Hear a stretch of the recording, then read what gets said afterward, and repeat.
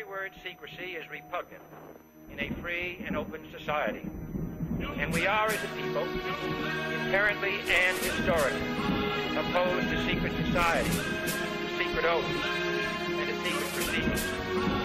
We decided long ago that the dangers of excessive and unwarranted concealment of pertinent facts far outweigh the dangers which are cited to justify it. You've got to take control. You can take my heartbeat, but you can break my soul.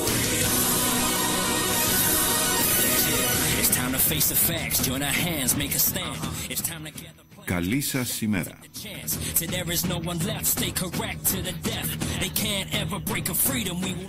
Χρόνια πολλά σε όσες και όσους γιορτάζουν το Αγίου Νικολάου σήμερα. Χρόνια πολλά στους ναυτικούς μας.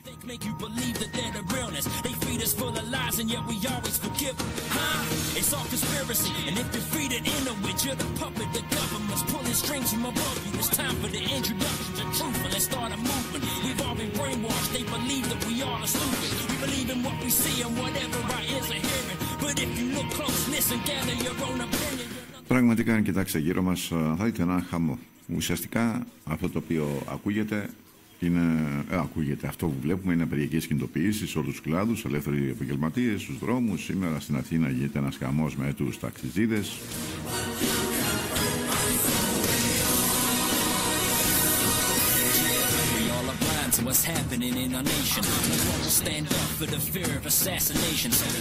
Δύο μέρες δεν είμαστε μαζί. Δεν μπορέσαμε να είμαστε μαζί, απλά γιατί ζούμε σε ένα κράτος, πώς να το πω τώρα, μπάχαλο.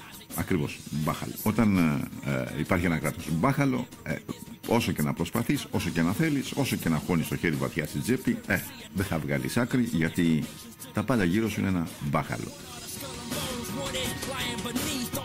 Αυτό που το οποίο έχει συμβεί είναι το προπερασμένο Σάββατο είχαμε μια διακοπή ρεύματος στο βασικά σημεία εκπομπής του ραδιοσάμος από τις 7.30 το πρωί ως 2 το μεσημέρι. Εντάξει, να κάνουν οι άνθρωποι τη δουλειά τους, δεν λέει κανείς τίποτα. Το περασμένο Σάββατο, άντε πάλι τα ίδια, από τις 7.30 το πρωί μας είχε πει μέχρι τις 2 το μεσημέρι. Το θέμα είναι ότι όταν κόψανε το ρεύμα και το ξαναδώσανε πάλι, η ζημιά που προκάλεσαν, εντάξει, δεν συζητιέται. Και τι να συζητηθεί? Με τη ΔΕΗ να βρεις άκρη? Με ποιον θα βρεις άκρη? Τέλος πάντων, αυτό μας αναγκάζει να τρέχουμε και να μην μπορώ να κάνω, εντάξει, να μην είμαστε μαζί. Τι να πει τώρα κανείς για όλα αυτά? Θα μου πείτε βέβαια, εντάξει, είσαι ο μόνος που καίγονται μηχανήματα και τα λοιπά και σε εμάς. Ναι, αλλά σίγουρα δεν είναι και κάτι το οποίο είναι σωστό. Γιατί ζούμε σε μια κατάσταση οικονομικής εξολόθρευσης, να το πω έτσι. Σε κυνηγούν οι πάντες. Πλήρωσε από εδώ, πλήρωσε από εκεί. Άντε να έχεις τις ζημιές, το καπέλο, ας πούμε, της όλης υπόθεσης. Λοιπόν, στο μικρόφωνο είναι ο Νίκος Μιχαήλ. Και όπως πάντα, ξεκινώντας, δίνω τα τηλέφωνα του Ραδιοσάμος που ίσως σας χρειαστούν και είναι 2273 570 και 571. Στο τηλεφωνικό κέντρο περιμένει μηνύματα και παρεμβάσεις Ματίνα Βακαλοπούλου.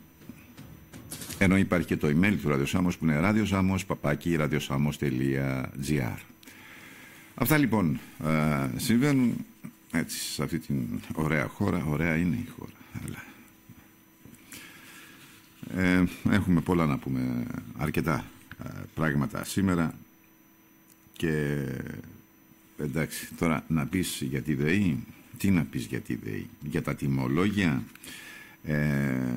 ροζ, πράσινα, κόκκινα, μπλε, χαρτοπόλεμος. Εντάξει, καλά το κάνετε εκεί. Γιατί ξέρετε κάτι εσείς που εκεί στη Νέα Δημοκρατία που είστε υπέρ της φιλελεύθερης και της καπιταλιστικής νοοτροπίας? Υπάρχει ένας κόσμος ο οποίος έχει στριμωχτεί από παντού. Τον έχετε κυριολεκτικά γονατίσει, αδυνατεί να βγάλει το μήνα και έρχεστε και του βάζετε κάτι εξισώσεις, ο Θεός να τις κάνει, για το πώς θα πληρώνουν οι άνθρωποι το ρεύμα. Και ενώ λέει η καραμέλα τώρα, είναι η καραμέλα τους, του ανταγωνισμού. Βρε αθεοφοβεί. Ποιος ανταγωνισμός? Ανταγωνισμός προς την ακρίβεια, προς τα πάνω? Αυτό λέτε, γιατί δεν το διευκρινίζετε. Υπάρχει ανταγωνισμός προς τα κάτω, υπάρχει ανταγωνισμός και προς τα πάνω. Ποια είναι η διευκρίνηση? Εγώ δεν έχω ακούσει πουθενά, ούτε από το Χατζηδάκη, αυτό τον ανεπάγγελτο, γιατί πραγματικά πρόκειται περί ανεπάγγελτου ανθρώπου, δεν έχει δουλέψει ποτέ, αλλά έχει κάτι καταθέσεις από το 21, σου λέει, μετά ξαφνικά που βρεθήκαν, έλαντε 1.000.000 τόσα. Θα μου πείτε, εντάξει, δεν είναι ο καθένας μας γίνεται υπουργός, ούτε ο κάθε φελός βέβαια. Εντάξει, μην ξεφύγω. Πραγματικά έχω νευριάσει με την όλη κατάσταση, αλλά όταν βλέπω όλα αυτά να γίνονται, ποιο θέμα να πιάσουμε? Πείτε μου ένα θέμα λοιπόν, γιατί έχουν περάσει 4-5 μήνες, 6 πόσο έχουν περάσει με τις εκλογές και θα κάθομαι να μετράω πόσες μέρες κάθεται στην πολυθρόνα του Μητσοτάκη ως πρωθυπουργός, αλλά έχω να πω το εξής: έχει περάσει ένα μεγάλο διάστημα και αυτό που βλέπω είναι η κατάντια. Είναι μια κατάντια που δεν δείχνει να κινείται τίποτα. Τώρα βέβαια υπάρχουν και κάποιοι οι οποίοι δεν ξέρω, αεροβατούν ή έχουν το ροζ συννεφάκι τους και νομίζουν ότι όλα πάνε καλά. Ροζ είπα, όχι, μπλε συννεφάκι τους. Το ροζ είναι εκεί στο ΣΥΡΙΖΑ. Νέα αριστερά σου λέει τώρα. Λοιπόν, καλά ρε παιδιά εκεί στο ΣΥΡΙΖΑ. Σας πιάνω όλους εκεί. Νέα αριστερά, παλιά αριστερά, γελατζή αριστερά και όλα τα σύνθετα που μπορούν να δώσουν την έννοια αυτής της αριστεράς την οποία εσείς πρεσβεύετε. Δηλαδή, πού το πάτε το θέμα? Γιατί για μένα αυτό το οποίο γίνεται εκεί πέρα δεν είναι και τόσο, θέλετε, δημοκρατικό, θέλετε να το δούμε αριστεριστικά. Δηλαδή, όταν συμμετέχεις σε κάποιες εκλογές, προφανώς αποδέχεσαι και το αποτέλεσμα αυτών των εκλογών. Όταν δεν πρόκειται να τα αποδεχθείς, γιατί συμμετέχεις σε αυτές τις εκλογές? Άρα λοιπόν εδώ υπάρχει καιροσκοπισμός.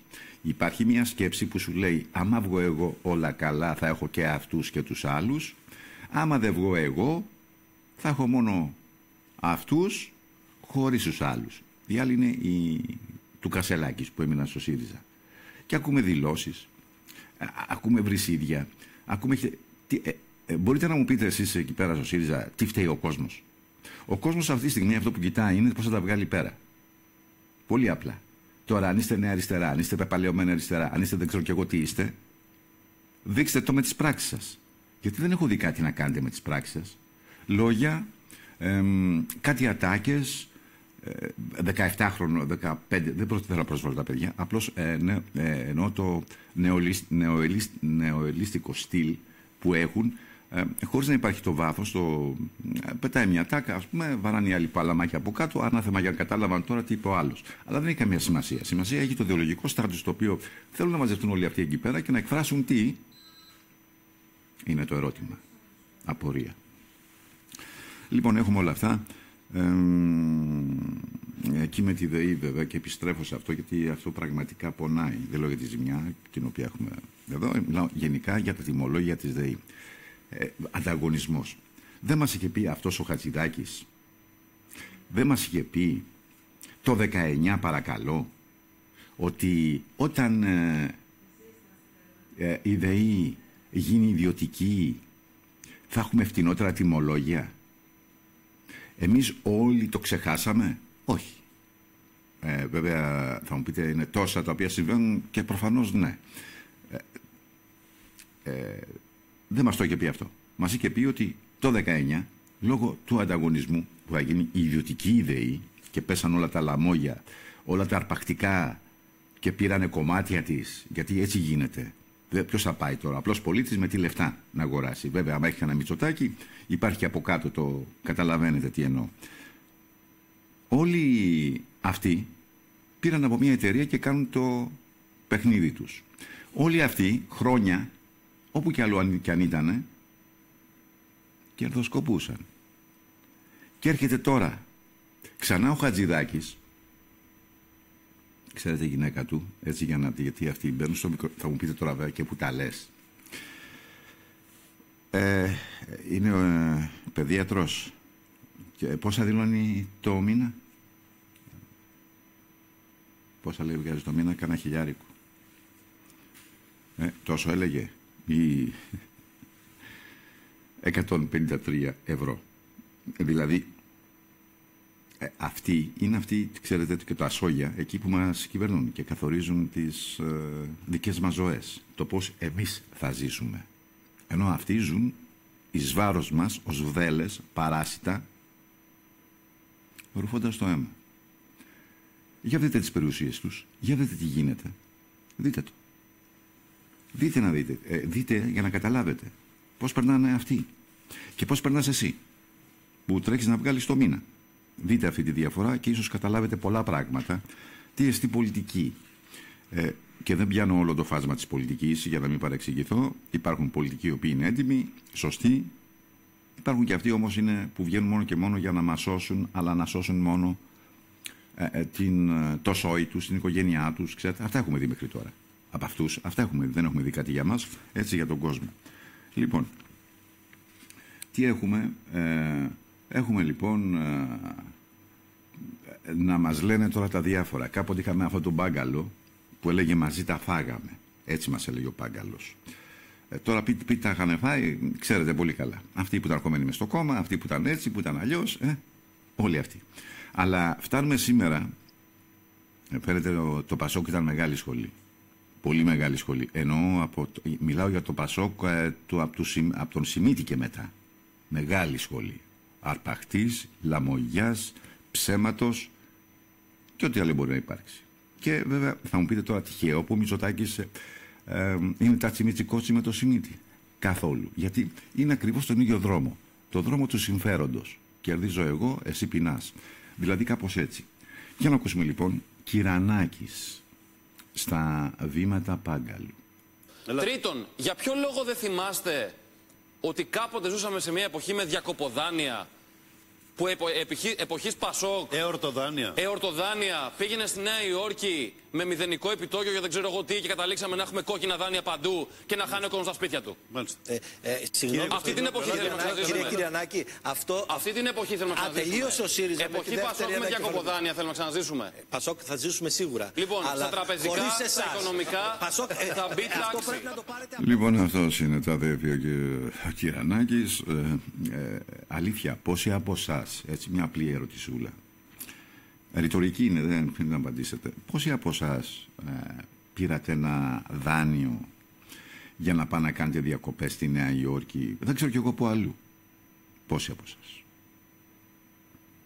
Εγώ αυτό που ξέρω ότι κάποιοι άνθρωποι έπαιρναν δάνεια τότε για να τσοντάρουν τις επιχειρήσεις τους να πάνε καλύτερα. Τώρα, αν υπήρχαν εορτοδάνεια, υπήρχαν διακοποδάνεια και δεν ξέρω τι άλλο δάνεια υπήρχαν, ναι, υπήρχαν όλα αυτά. Ήταν οι τράπεζες στο κόλπο, το μεγάλο κόλπο, το κόλπο γκρόσο που λέμε, για να σε βάλει στην παγίδα, να σε πιάσει και σήμερα να τρέχεις και να μην φτάνεις και να χάνεις και την περιουσία σου. Τόσο απλά τα πράγματα. Το κράτος, βέβαια ανύπαρκτο όπως πάντα. Το κράτος, και εννοώ όταν λέμε κράτος στην προκειμένη περίπτωση την άρχουσα τάξη, αυτοί που είναι πάνω και καθορίζουν τις τύχες και τις ζωές μας. Ναι, αυτή είναι. Λοιπόν,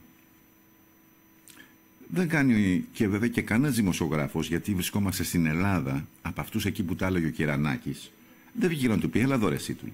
Έτσι, πολύ απλά.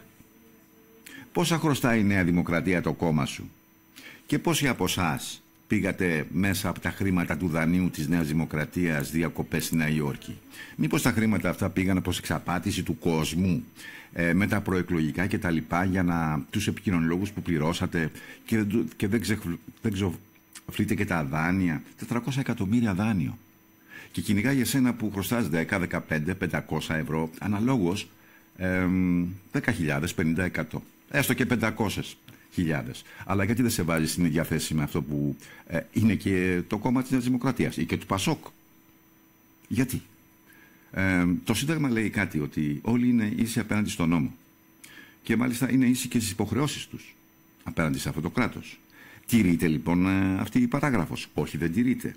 Βέβαια υπάρχουν οι άνθρωποι οι οποίοι πιστεύουν, τους αρέσει το σανό, προφανώς δεν μπορεί να έχει καλή.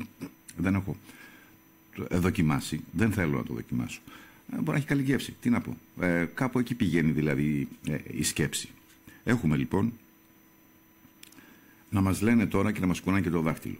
Μας το έχουν κουνήσει πολλές φορές το δάχτυλο. Βέβαια, προφανώς υπάρχουν και άνθρωποι οι οποίοι είναι υποτακτικοί. Τους αρέσει όταν τους κουνάς το δάχτυλο να κάνουν αυτό που Λοιπόν, τι έχουμε? Έχουμε βέβαια και τη σύγκριση τιμών. Ένα θέμα που εδώ μέσα από την εκπομπή το έχουμε αναδείξει τουλάχιστον από τότε που άνοιξε εδώ το Ράδιο Σάμος, που ξεκίνησα ξανά τις εκπομπές από το 19. Όταν ήμουν σε άλλο ραδιόφωνο είχαμε βγάλει πάλι ένα ρεπορτάζ το οποίο έλεγε τότε πάλι για τις τιμές που είναι φτηνότερα τα σούπερ μάρκετ της ίδιας αλυσίδας και σε προϊόντα ίδιας κατηγορίας ακριβώς το ίδιο να είναι εδώ στην Ελλάδα ακριβότερα. Και τότε συζητούσαμε και με τον κύριο Σεβαστάκη, τον βουλευτή του ΣΥΡΙΖΑ, και έλεγα γιατί. Απάντηση βέβαια σαφή δεν υπήρξε, ούτε υπάρχει και τώρα. Γιατί εμείς εδώ στην Ελλάδα, εδώ μου στέλνει ο Δημήτρης ένα μήνυμα. Λοιπόν, γιατί λοιπόν εδώ στην Ελλάδα εμείς να πληρώνουμε τα πάντα ακριβότερα? Γιατί υπάρχει, δηλαδή, γιατί να μην είμαστε στο ίδιο ύψος με τις άλλες ευρωπαϊκές χώρες? Γιατί δεν μπαίνει ο συντελεστής μέσα ότι εμείς στην Ελλάδα η μισθή είναι στο 3ο, 4ο και 5ο από τους άλλους μισθούς της Ευρωπαϊκής Ένωσης? Μπαίνει? Όχι, δεν μπαίνει. Αλλά σου βγάζει εξισώσεις για τη ΔΕΗ που δεν πρόκειται ποτέ να τη βγάλεις αυτή την εξίσωση και δεν πρόκειται ποτέ βέβαια και να τη βγάλεις να μην πληρώσεις αυτό που θα σου κόψει ο πάροχος ρεύματος. Είναι απλά τα πράγματα για αυτούς. Δεν χρειάζεται και πολύ έτσι σκέψη και να το παιδεύουμε.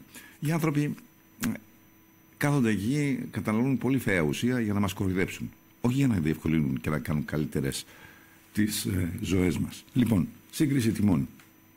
Ελλάδα-Γερμανία.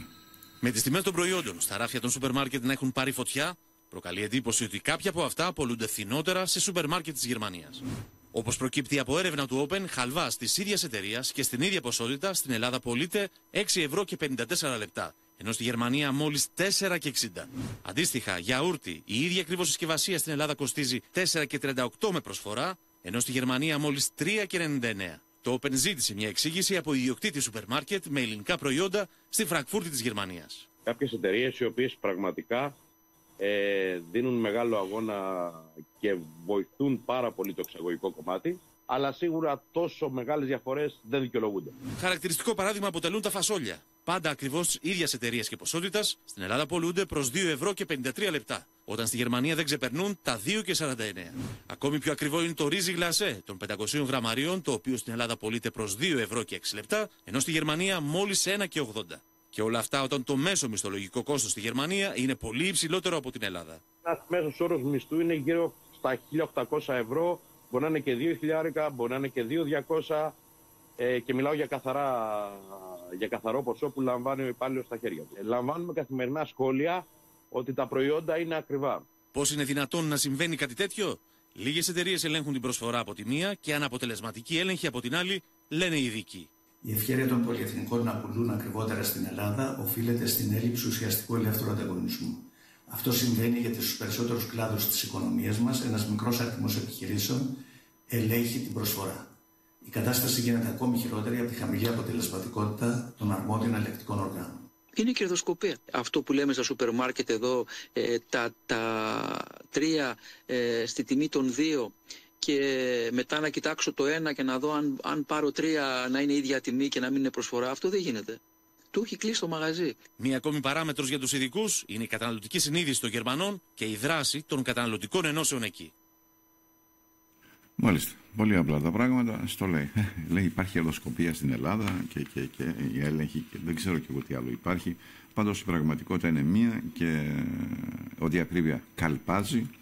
Σε μια χώρα βέβαια που να το λέμε συνέχεια γραφική έχουμε γίνει, που δεν άκουσα μισό τώρα στη Γερμανία, λέει, πιάνω το 2.000 εγώ, δεν πιάνω το 2.200, δεν πιάνω το 1.800, 2.000 είναι στη μέση έτσι, 2.000 εδώ, στην Ελλάδα. Ξέρετε υπάρχουν άνθρωποι, ίσως κάποιοι να μην το αντιλαμβάνονται, που ζουν με 350 ευρώ το μήνα, εδώ σε αυτή τη χώρα, την όμορφη χώρα, τη χώρα που μια ζωή, αυτό το οποίο ακούμε, είναι ότι οι σωτήρες θα μας σώσουν. Τι να το ξαναπώ πάλι, γιατί μου στέλνει και εδώ ο Δημήτρης διάφορα. με όλα αυτά μου λέει καλά τα λέω, αλλά λέει ποιος μπορεί να καταλάβει. Δημήτρη μου, τα καταλαβαίνουν και πολύ καλά μάλιστα. Σε πληροφορώ ότι ο κόσμος τα καταλαβαίνει και πολύ καλά. Τώρα θα μου πεις, βέβαια, εντάξει, είναι και οι εκλογές, οπότε, εντάξει, είναι κάποια πράγματα που τίθενται υπό έρευνα. Ίσως μετά το DNA μας, που κάποιοι έχουν ανακαλύψει ότι είναι το διαφορετικό, το έτσι, το αλλιώς, το αλλιώτικο, ίσως ανακαλύψουν, ας πούμε, ότι είμαστε και τόσο έξυπνοι που κάπου στο βάθος αντιλαμβανόμαστε ότι όλα αυτά τα οποία γίνονται σε αυτή τη χώρα είναι σωστά. Λοιπόν, για να ακούσουμε και λίγο Μητσοτάκη.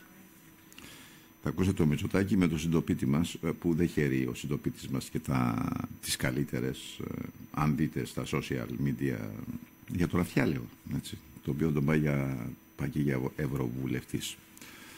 Θα λέει και από την Ευρωβουλή, 6 ώρα το πρωί, θα λέει στους ταξιούχους της Ευρώπης για τις αυξήσεις και αυτό το παραμύθι, ξέρετε, την ίδια. Λοιπόν, αλλά το ενδιαφέρον είναι ο Κυριάκος Μητσοτάκης που μιλάει για τον τομέα υγείας. Μιλάει ο άνθρωπος για ελικόπτερα. Βέβαια, μετά τις εκλογές, αυτά που θα ακούσετε είναι προεκλογικά. Τώρα, μετά τις εκλογές, το πράγμα αλλάζει.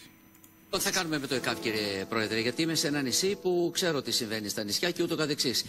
Ο Μητσοτάκης θα πάρει τον γόρδιο δεσμό, θα τον κόψει να τελειώσουμε με αυτή την ιστορία? Ο δεσμός του ΕΚΑΒ, ναι, θα κοπεί. Θα το κάνετε αυτό? Αλλά και όχι μόνο αυτό. Θα προηγηθεί, κύριε Πρόεδρε. Θέλω να ξέρετε ότι ήδη... Θα επιβεβαιώσετε και τις δηλώσεις σας που είπατε ότι δεν βάζω τη ζωή στο ζύγι. Να σας πω και κάτι. Ήδη εδώ και ένα χρόνο, ναι, δουλεύουμε ένα πολύ καλά επεξεργασμένο σχέδιο για μια νέα υποστηρικτική μονάδα για αεροδιακομιδές στην υπηρετική Ελλάδα. Θυμάστε μια τραγωδία που είχε γίνει με έναν νέο ορειβάτη που είχε χάσει την ζωή του, Ερμής ο Θεοχαρόπουλος, σε ένα βουνό και δεν μπόρεσε ποτέ να πάει το ΕΚΑΒ και άργησε πάρα πολύ να πάει το ελικόπτερο. Εμείς λοιπόν θα μισθώσουμε υπηρεσίες από το εξωτερικό. Θα έχουμε 6 βάσεις ελικόπτερων, ναι, σε όλη την χώρα, μικρά ευέλικτα ελικόπτερα, τα οποία θα μπορούν να κάνουν διακομιδές με ταχύτητα και ασφάλεια, όχι μόνο για διασώσεις στο βουνό. Πείτε ότι γίνεται κάτι σε ένα χωριό. Μέχρι που να πάει το ασθενοφόρο μπορεί να θέλει 1 ώρα και δίπλα και κοντά να είναι το ασθενοφόρο. Θα πηγαίνει το ελικόπτερο. Θα πηγαίνει το ελικόπτερο. Πείτε ότι γίνεται ένα τύχημα στην Εθνική Οδό και πρέπει να έχουμε γρήγορη. Πόσα τέτοια θα έχουμε? Διακομιδή. Θα έχουμε 6 τέτοιες βάσεις. 6 βάσεις. Με πόσα ελικόπτερα? Με 6 ελικόπτερα, αλλά με κάλυψη 24 ώρες το 24ωρο. Ελικόπτερα τα οποία θα πετούν και το βράδυ. Ναι. Λοιπόν, θα πετάνε και το βράδυ. Τα ελικόπτερα που θα φέρει ο Μητσοτάκης προεκλογικά τα είχε πει. Βέβαια, από τα ελικόπτερα καταλήξαμε να έχουμε οδηγούς από στρατό και πυροσβεστική. Τα ξέρουμε, στα ασθενοφόρα. Να έχουμε τις περιπτώσεις να φεύγουν από το Καστελεόριζο και να πηγαίνουν στην Τουρκία, γιατί πιο ΕΚΑΒ και πιο σύστημα υγείας, και δεν είναι το ένα ή το δεύτερο περιστατικό. Έχουν γίνει τόσα περιστατικά και σε καρότσες και καλό είναι. Ωραίο το δούλεμα. Όπως και αυτό το οποίο το προχθές. Αναρωτιέμαι αν επειδή όταν είσαι πρωθυπουργός και κάνεις το γκλόουν, και μάλιστα αποδεδειγμένα κάνεις το γκλόουν, γιατί άμα σε αναγνωρίζουν έξω ως Mr. B νούμερο 2 ή δεν ξέρω και εγώ τι άλλο, έχουν βγάλει κι άλλα για το Μητσοτάκη. Βέβαια υπάρχει η θέση της δημοσιογραφίας στην 107η θέση, και δεν φτάνουν εδώ στην Ελλάδα, δεν περνάνε, ξέρετε, αυτά που έχουν κλόουν το Μητσοτάκη ή έξω, Ευρώπη, Αμερική. Δεν θα πάω στα στοιχεία, τα έχω.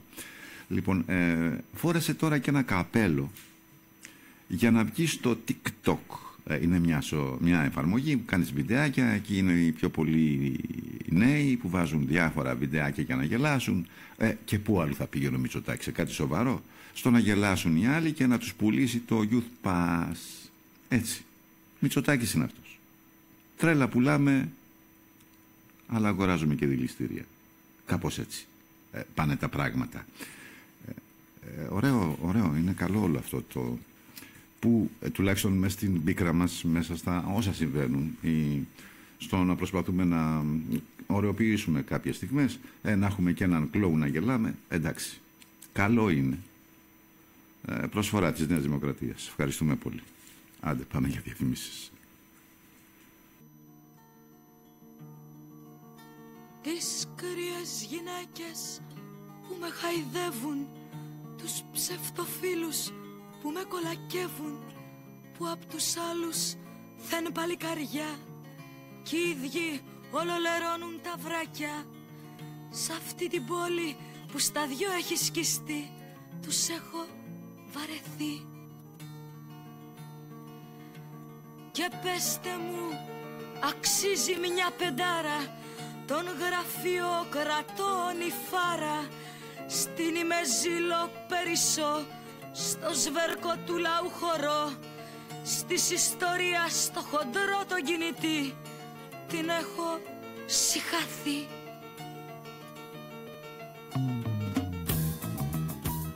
Και τι θα χάναμε χωρίς αυτούς όλους τους Γερμανούς, τους προφεσόρους, που καλύτερα θα ξέρανε πολλά αν δεν γεμίζαν όλο ένα την κοιλιά. Οι παλιλίσκοι φοβιτσιάριδες, δούλοι παχοί, τους έχω βαρεθεί.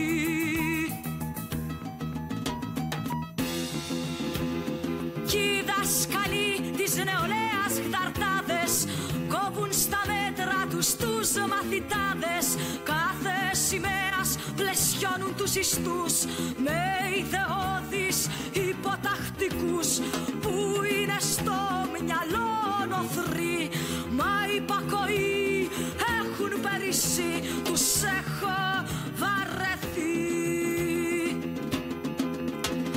Κι ο παροιμιώδης μέσος ανθρωπάκος, κέρδος ποτέ μ' από παθήματα χορτάτος, που συνηθίζει στην κάθε βρωμιά, αρκεί να έχει γεμάτο το τορβά και επαναστάσεις στα όνειρά του αναζητεί, τον έχω βαρεθεί. Πραγματικά αυτό το τραγούδι τα λέει όλα και δεν είναι σημερινό. Λοιπόν, συνεχίζουμε, ερχόμαστε εδώ στα τοπικά μας. Θα μιλήσουμε με τον πρόεδρο του Παρτσαμιακού Αγροτικού Συλλόγου Σάμου, τον κύριο Γιώργο Λάφη. Κύριε Λάφη, καλό σας μεσημέρι. Γεια σας, τι κάνετε? Καλά είμαστε, εδώ. Κοιτάμε και λέμε τα νέα. Εσείς πώς τα βλέπετε τα πράγματα, πάνε καλά? Αφήστε το, μη σας πω πώς είναι τα πράγματα. Τα πράγματα πάνε από το κακό στο χειρότερο. Αυτό το βλέπουμε. Πάνε από το κακό στο χειρότερο, ναι, πέστε μου. Όχι, το λέω, το βλέπουμε, το ζούμε, δέχομαι και τόσα μηνύματα. Δεν είναι τα μηνύματα που δέχομαι από τον κόσμο μόνο για την όλη αυτή η κατάσταση, αυτό το χάμο που γίνεται γύρω μας.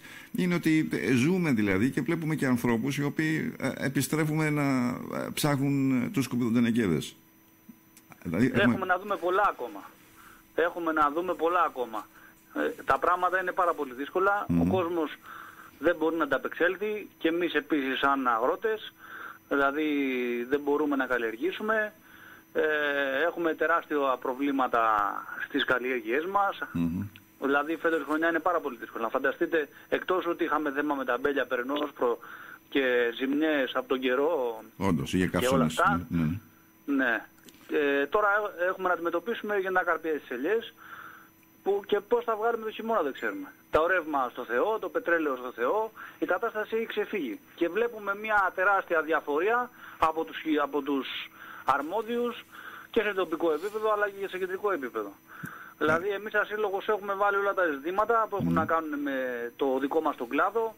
Έχουμε ζητήσει ένα σωρό έχουμε ζητήσει ένα σωρό πράγματα. Δηλαδή τώρα, ας πούμε, με την ακαρπία στις ελιές, να δοθεί μια επιδότηση παραγωγούς για να μπορέσουν να περάσουν τη χειμώνα τους οι άνθρωποι λόγω της κατάστασης. Ζητήσαμε για τον περνόσπορο αποζημίωση, γιατί πάθαμε 60, το νησί έπαθε γύρω στο 50 με 60% ζημιά σε κάποιες περιοχές. Ζητήσαμε αποζημίωση για τα αγριογούρνα, γιατί μας καταστρέφουν την παραγωγή μας. Ζητήσαμε να γίνουν ομάδες κυνηγητικές για να μειωθεί ο πληθυσμός. Ζητήσαμε ένα σωρό άλλα πράγματα, ζητήσαμε επιδότηση στα λοιπάσματα. Όλο ζητάμε και και ουσιαστικά δεν έχουμε πάρει τίποτα. Φταίει ο πόλεμος στην Ουκρανία, φταίει, ξέρετε. Ο πόλεμος στην Ουκρανία, τον έχουμε και κάτω στην Παλαιστίνη. Εντάξει, υπάρχουν δικαιολογίες για αυτούς να μας λένε τα διάφορα. Εγώ το γνωρίζω αυτό, γιατί η κατάσταση, και συγγνώμη που σας διακόπτω, είναι γιατί ζητάτε, βλέπω να ζητάτε όλα αυτά. Πράγματι, έχω μπροστά μου το αυτό. Λέω αρδευτικά δίκτυα, αρδευτικά αποστρατευτικά έργα. Λέω για αυτά τα οποία ζητάτε και στην ανακοίνωση σας που έχετε βγάλει. Υπάρχει κάτι από όλα αυτά τα οποία ζητάτε που είναι αρκετά? Γιατί είναι πολλά τα προβλήματα που αντιμετωπίζετε εσείς στον πρωτογενή τομέα. Έχετε πάρει καμιά απάντηση θετική σε κάτι, ότι κάπου θα σας βοηθήσουμε, κάτι θα κάνουμε? Μιλάμε για διαφορία. Εκεί σε καμία. Δεν έχουν κάνει τίποτα. Δεν έχουν κάνει τίποτα. Μιλάμε αυτοί οι άνθρωποι πώς κοιμούνται το βράδυ στο σπίτι τους, με το κεφάλι τους και τη συνείδησή τους. Δεν έχουν κάνει τίποτα. Για τον πρωτογενή τομέα τίποτα δεν έχουν κάνει.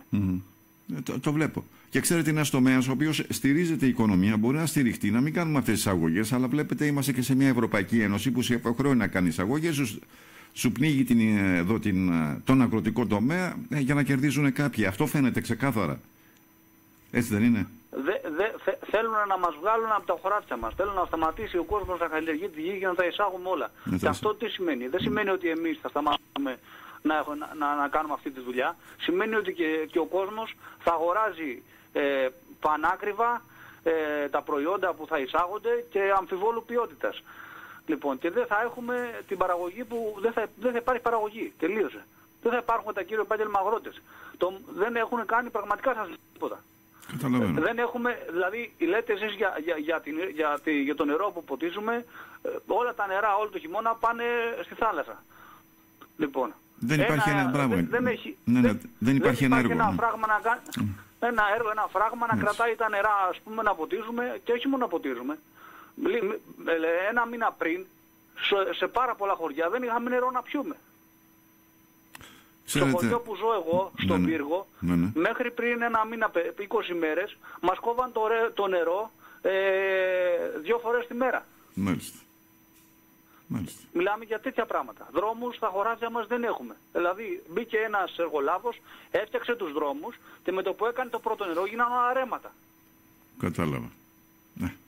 Αυτή είναι η κατάδικη. Λοιπόν, παλεύουμε όλο το χρόνο να βγάλουμε με τα μπέλια μας και τα κυπευτικά και τις ελιές και όλα αυτά τα πράγματα, και μπαίνει μέσα σε ένα βράδυ ένα κοπάδι αγριογούρνων και τα διαλύει όλα.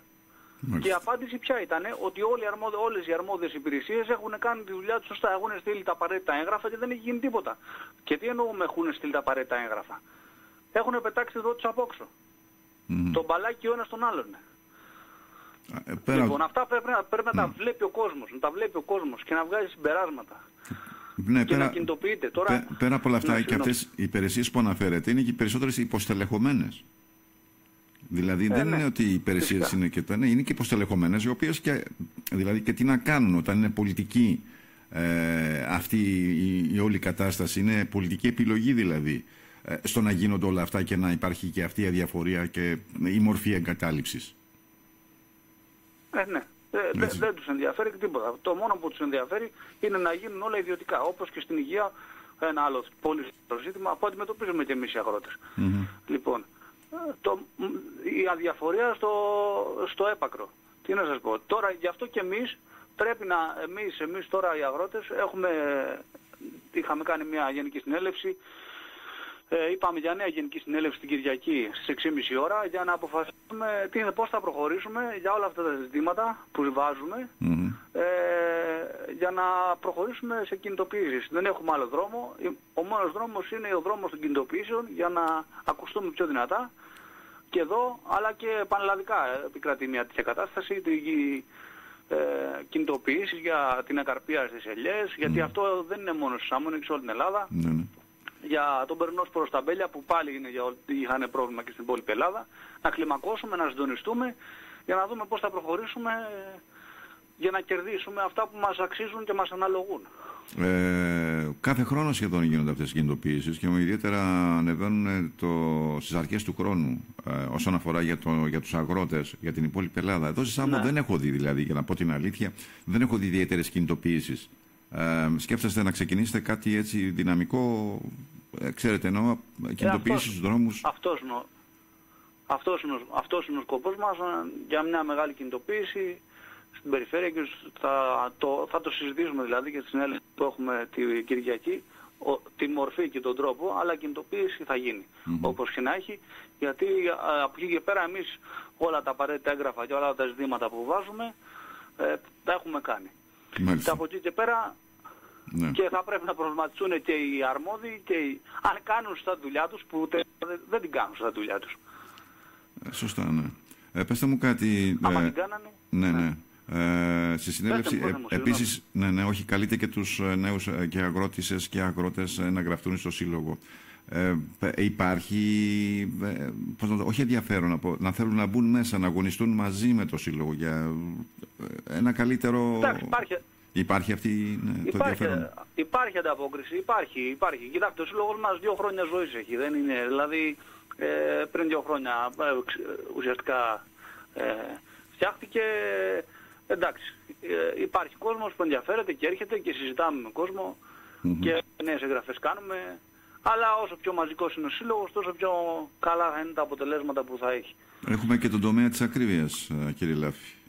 Η ακρίβεια η οποία καλπάζει εδώ, δεν ξέρω, γιατί και οι αγρότες είναι σε αυτή την θύελα των Οι αγρότες είναι σε όλοι. Ναι, μην νομίζετε ότι επειδή το λάδι έχει φτάσει 10 έως 7 ευρώ ότι οι αγρότες γίνανε πλούσιοι. Αυτοί που πλούσιοι, ναι, οι πλούσιοι γίνανε οι μεσάζοντες και οι έμποροι. Αυτοί γίνανε σίγουρα πλούσιοι, και από εκεί και πέρα και οι αγρότες και ο κόσμος που πάει και ψωνίζει στα σούπερ μάρκετ και όλα συνολικότερα είναι σε πολύ δύσκολη κατάσταση. Και ακόμα δεν έχουμε δει τίποτα. Δεν έχουμε δει τίποτα. Μάλιστα. Οπότε την Κυριακή έχετε συνέλευση, Κυριακή 10 του μηνός, 10 Δεκέμβρη, να τοποθετηθείτε σε όλα αυτά τα θέματα τα οποία σας απασχολούν τους αγρότες γενικά, γιατί είναι τεράστια τα θέματα τα οποία έχετε, και βέβαια καλείτε και νέα μέλη. Να έχετε καλή δύναμη, κύριε Λάφη. Δεν ξέρω αν έχετε κάτι να προσθέσετε. Λοιπόν, εμείς καλούμε όλους τους αγρότες να έρθουν την Κυριακή στη συνέλευση, να συζητήσουμε, να αποφασίσουμε πώς θα προχωρήσουμε το επόμενο διάστημα. Όσο περισσότεροι τόσο καλύτερο. Ο αγώνας συνεχίζεται, δεν εγκαταλείπουμε, δεν απογοητευόμαστε. Εμείς προσπαθούμε και αγωνιζόμαστε και θα τα καταφέρουμε, γιατί τα αιτήματά μας είναι δίκαια και παλεύουμε συνολικότερα για όλο το νησί. Δεν είναι μόνο οι αγρότες. Άμα οι αγρότες φύγουν από τη γη τους, αυτό θα έχει αντίκτυπο σε όλο το νησί. Σίγουρα. Θα είναι μεγάλη καταστροφή. Και σε όλο τον κόσμο. Σωστά. Μάλιστα. Κύριε Λάφη, καλύτερα εμείς σας ευχαριστούμε. Γιατί είμαστε μια αλυσίδα. Το καταλαβαίνουμε. Ο ένας στηρίζεται πάνω στον άλλον. Έτσι πρέπει να νιώθουμε και έτσι πρέπει να είμαστε για να μπορέσουμε να πάμε μπροστά. Διαφορετικά, αν πηγαίνει ο καθένας μόνος του, έχουμε χάσει. Λοιπόν, κύριε Λάφη, ευχαριστώ πάρα πολύ. Ακριβώς. Καλή δύναμη σας εύχομαι. Έγινε, γεια σας. Καλημέρα. Λοιπόν, συνομιλήσαμε με τον κύριο Γιώργο Λάφη, είναι πρόεδρος του Παρσαμιακού Αγροτικού Συλλόγου. Ακούτε τα προβλήματα, θα μου πείτε τώρα και ποιος κλάδος δεν έχει σήμερα προβλήματα. Και ποιος είναι ο κλάδος που δεν έχει προβλήματα. Δηλαδή, έτσι όπως έχουν κάνει τα πράγματα. Δηλαδή, αυτό το οποίο. Τι θυμήθηκα.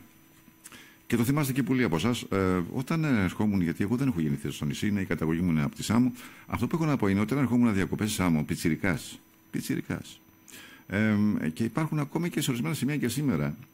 Γιατί, ξέρετε, το λέω για το νερό, το οποίο χάνεται το νερό, δεν υπάρχει νερό, κλιματικές και όλα αυτά τα οποία τα μας έχουν σερβίρει. Βλέπετε, ζούμε σε μια κατασκευασμένη αφήγηση των πραγμάτων για τον καιρό, για τα παγόβουνα που λιώνουν, ενώ σε όλα αυτά, για όλα αυτά φταίει ο άνθρωπος. Αυτά τα οποία έχει κάνει. Είναι ξεκάθαρο, δεν είναι η φύση από τη μία στιγμή στην άλλη τρελάθηκε, ο άνθρωπος τρελάθηκε με το χρήμα και καταστρέφει τη γη. Θυμάμαι λοιπόν όπου τότε δεν υπήρχαν οι σωλήνες που ποτίζανε τα μποστάνια, τα αγροκτήματα, ξέρετε, όλα αυτά που υπάρχουν. Υπήρχαν σε αυλάκια μέσα. Το νερό που χανόταν ήταν τεράστιες οι ποσότητες. Και έχουμε φτάσει στο σήμερα να ψάχνουμε για το νερό, βέβαια, και ακούμε και διάφορες θεωρίες για το νερό, γιατί δεν υπάρχει καμία θεωρία που να αναφέρεται στον τομέα ανικανότητα. Δηλαδή, είμαι ανίκανος, εγώ που με ψηφίζετε, να διαχειριστώ την όλη κατάσταση. Όχι, σε αυτό δεν υπάρχει. Αυτοί έχουν πάντα δίκιο. Εσύ φταίς, ο καιρός φταίει, όλοι οι άλλοι φταίνε, εκτός από τους ίδιους. Δηλαδή, ζούμε σε ωραίες καταστάσεις. Τι να πω δηλαδή. Και απορώ, πραγματικά απορώ, το πώς έτσι τις δεχόμαστε όλες αυτές τις καταστάσεις. Λοιπόν, θα μου πείτε, εντάξει, το λέω και πάλι, υπάρχουν άνθρωποι οι οποίοι πιστεύουν, τους αρέσει το σάνο, το τρώνε. Λοιπόν, έχουμε λοιπόν, τι να πάω τώρα, θέλετε να συνευριάσω, να ακούσουμε κυβερνητικό εκπρόσωπο, Μαρινάκη. Μαρινάκης λοιπόν, τι λέει ο άνθρωπος για την ακρίβεια στη ΔΕΗ. Ειλικρίνεια, και περιμένω και μια ειλικρινή απάντηση από εσάς, κύριε Μαρινάκη. Θεωρείτε ότι αυτό με τα τιμολόγια ρεύματος είναι εύκολο? Κοιτάξτε να δείτε. Δηλαδή πραγματικά. Θα σας πω. Χαμογελάω γιατί έχω χαθεί εγώ μέσα σε όλο αυτό. Και δεν... Για να μπορέσουμε να γίνουμε εύκολα κατανοητοί, πρέπει να βάλουμε αυτά τα οποία αφορούν, θεωρώ, τη συντριπτική πλειοψηφία των πολιτών. Προφανώς η συνολική κατανόηση όλων των επιμέρους πτυχών μιας διαδικασίας η οποία βάζει κανόνες, όρια και ουσιαστικά δίνει δύναμη στον καταναλωτή, από την αρχή της μέχρι το τέλος της, σίγουρα δεν είναι εύκολη. Εγώ δεν έχω καταλάβει ότι μου δίνει δύναμη. Έχω καταλάβει ότι δυσκολεύει πολύ τη ζωή μου με ένα μαθηματικό τύπο, στο οποίο δεν έχω και τον κύριο Γανάζη δίπλα μου, κάπως έτσι να μου τα εξηγεί όλα αυτά πιο απλά. Το σημαντικό που αφορά, νομίζω, τη συντριπτική πλειοψηφία των πολιτών, των καταναλωτών, έχει να κάνει με το ότι υπάρχει, γιατί αυτή είναι η μεγάλη διαφορά, το πράσινο τιμολόγιο, στο οποίο μπαίνουν αυτομάτως όσοι δεν επιλέξουν κάποιο άλλο. Τα υπόλοιπα, άλλο είναι σταθερό, άλλο είναι κειμενόμενο, άλλο έχει ένα μεγαλύτερο ρίσκο. Το τιμολόγιο αυτό είναι το τιμολόγιο που εντάσσονται αυτομάτως οι καταναλωτές, αν δεν επιλέξουν κάποιο άλλο. Γιατί δίνει τη δυνατότητα με πολύ εύκολο και εύληπτο τρόπο, είτε δηλαδή στο κινητό με το να πατήσεις ένα link όταν θα σου έρθει ηλεκτρονικά λογαριασμός, είτε στο λογαριασμό τον έγχαρτο που με συγκεκριμένο σημείο το βλέπεις, να βλέπεις μήνα-μήνα σε ποιο καταναλωτή σε συμφέρει να προμηθευτεί. Δηλαδή, με βάση τη σύγκριση τιμών, τα πάγια και τις χρεώσεις. Αυτό είναι το πράσινο τιμολόγιο. Γιατί είναι το πράσινο τιμολόγιο υπέρ του καταναλωτή? Είναι υπέρ του καταναλωτή γιατί ενισχύει τον ανταγωνισμό και αυτό θεωρούμε εμείς, στην πράξη θα κριθεί, ότι θα οδηγήσει σε πτώση των τιμών.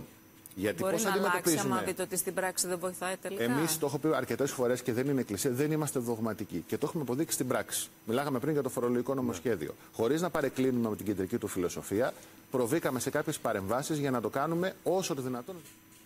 Έτσι ακριβώς. Έτσι ακριβώς. Έτσι για να λέμε για να λέμε, δηλαδή, με λίγα λόγια. Δηλαδή βγάλαμε τα έχρωμα τιμολόγια. Απλώς για να γίνεται μια συζήτηση. Εσύ τώρα να ψάχνεις μέσω μιας εξίσωσης, ποιο απ' όλα είναι πιο φτηνό. Εν ονόματι, λέει, του ανταγωνισμού. Ρε, τι να τους πεις τώρα? Δηλαδή θα κάθεται τώρα ο κάθε ιδιοκτήτης που έχει ένα σπίτι να υπολογίζει κάθε μήνα μια εξίσωση αορίστου σκέψης. Εξίσωση, δεν είναι μια εξίσωση η οποία είναι για να βρεις σε ποια εταιρεία θα πας τον επόμενο μήνα για να έχεις, λέει, φτηνότερο ρεύμα. Έχουν πάρει είδηση αυτοί οι άνθρωποι εκεί στην κυβέρνηση ότι από το 19 μέχρι σήμερα το ρεύμα έχει πάει 400% πάνω? Δηλαδή μιλάμε για ένα ανταγωνισμό της τάξεως, εφόσον το ρεύμα πήγε στα ύψη, θα ανταγωνιστούμε δηλαδή από τη νέα τιμή και μετά, δηλαδή το παραπάνω ύψος του ρεύματος. Δηλαδή, εντάξει, θα μου πείτε, όλα αυτά είναι ένα σχέδιο πολιτικής και αυτό που προσπαθεί ο κάθε πολιτικός προεκλογικά θα πει τα ψέματά του. Στη συνέχεια βέβαια θα προσπαθήσει με διάφορα τερτύπια να σε κοροϊδέψει. Όχι βέβαια τώρα για το τι έλεγε προεκλογικά δεν υπάρχει καμία σχέση. Ήταν άλλη εποχή εκείνη, άλλες καταστάσεις με τις μετεκλογικές. Γιατί όταν βγει κάποιος, εκλεγεί, και το χειρότερο όταν επανεκλεγεί, δείχνει τον πραγματικό του εαυτό, το πώς ακριβώς σκέφτεται. Λοιπόν, είναι ουσιαστικά κάποια θέματα τα οποία ναι, προβληματίζουν. Και γιατί μου το στέλνει εδώ και ο Χρήστος και μου λέει ότι Νίκο, πραγματικά σε αυτό που λες έχεις δίκιο, είναι ένα μεγάλο πρόβλημα επιπλέον για όλους εμάς Και πάνω απ' όλα το θεωρώ μεγάλη κοροϊδία αυτό με τα χρωματιστά τιμολόγια. Τι θέλουν να μας πούν? Αν η κυβέρνηση λέει ήθελε το καλό του κόσμου, θα έβγαζε ένα τιμολόγιο και θα υπήρχαν οι κανονικές τιμές όπως είναι έστω λέει και στην υπόλοιπη Ευρώπη. Αυτό μου λέει ο Χρήστος. Ναι, συμφωνώ. Αυτό το οποίο συμβαίνει και είναι ξεκάθαρο είναι το πώς θα κοιτάξουν. Τι θυμήθηκα, το είπε. Λοιπόν, θυμήθηκα αυτό το οποίο είπε ο κύριος Χατζηδάκης. Γιατί όταν λέμε ακρίβεια σε μια χώρα δεν μιλάμε για ένα είδος δύο, στα πάντα. Δεν υπάρχει κάποιο... Βέβαια, δεν είναι μόνο εδώ ότι έχουμε ακρίβεια. Έχουμε πρωτιές η Ελλάδα, εμείς ως Έλληνας έχουμε πρωτιές για τα θέματα της ακρίβειας. Πρώτη λέει στην ακρίβεια στην Ευρωπαϊκή Ένωση. Πρώτη λέει στα τρόφιμα, στα καύσιμα, στα ρεύματα. Πρώτη. Πάμε καλά. Βζήν ανάπτυξη που έλεγε και ο Γεωργιάδης και έχουμε και το Χατζηδάκη, γιατί και αυτός είχε αναδειχθεί σε ένα περίεργο φαινόμενο εκεί μες στην κυβέρνηση. Τι βγήκε να μας πει τώρα? Βέβαια, όταν γίνονταν οι παραγγελίες για να πουλήσουμε μούρι, δεν είχε αναφερθεί κάτι τέτοιο. Είπε λοιπόν ότι λέει οι φρεγάτες και τα αεροπλάνα στοιχίζουν. Το είπε ο κύριος Χατζηδάκης. Και γι' αυτό λέει δεν μειώνεται ο ΦΠΑ στα βασικά είδη διατροφής. Αυτός ο κακόμοιρος ο ΦΠΑ τον έχουν χρησιμοποιήσει τόσες φορές. Τον έχουν χρησιμοποιήσει για τις συντάξεις. Τον έχουν χρησιμοποιήσει για την υγεία. Τον έχουν χρησιμοποιήσει για τον COVID. Τον έχουν χρησιμοποιήσει για την εσχροκέρδεια. Τον έχουν χρησιμοποιήσει για να είμαστε ανταγωνιστικοί. Καλά, δεν τρέπεστε λιγάκι? Δεν τρέπεστε? Δηλαδή, ο κόσμος τι φταίει σε όλα αυτά? Όταν το ψυγείο του είναι άδειο, ξέρετε τι θα πούν για τις Μπελαρά και τα αεροπλάνα? Έχει αντιληφθεί κανείς ή έχετε δει σε κάποιες χώρες, είχε γίνει στην Αργεντινή και σε άλλες χώρες, όταν υπάρχει πείνα? Ουέ και αλίμονο. Συνεχίζουν να το παίζουν αυτό το παιχνίδι. Και το παιχνίδι, ξέρετε, έχουμε και ευρωεκλογές.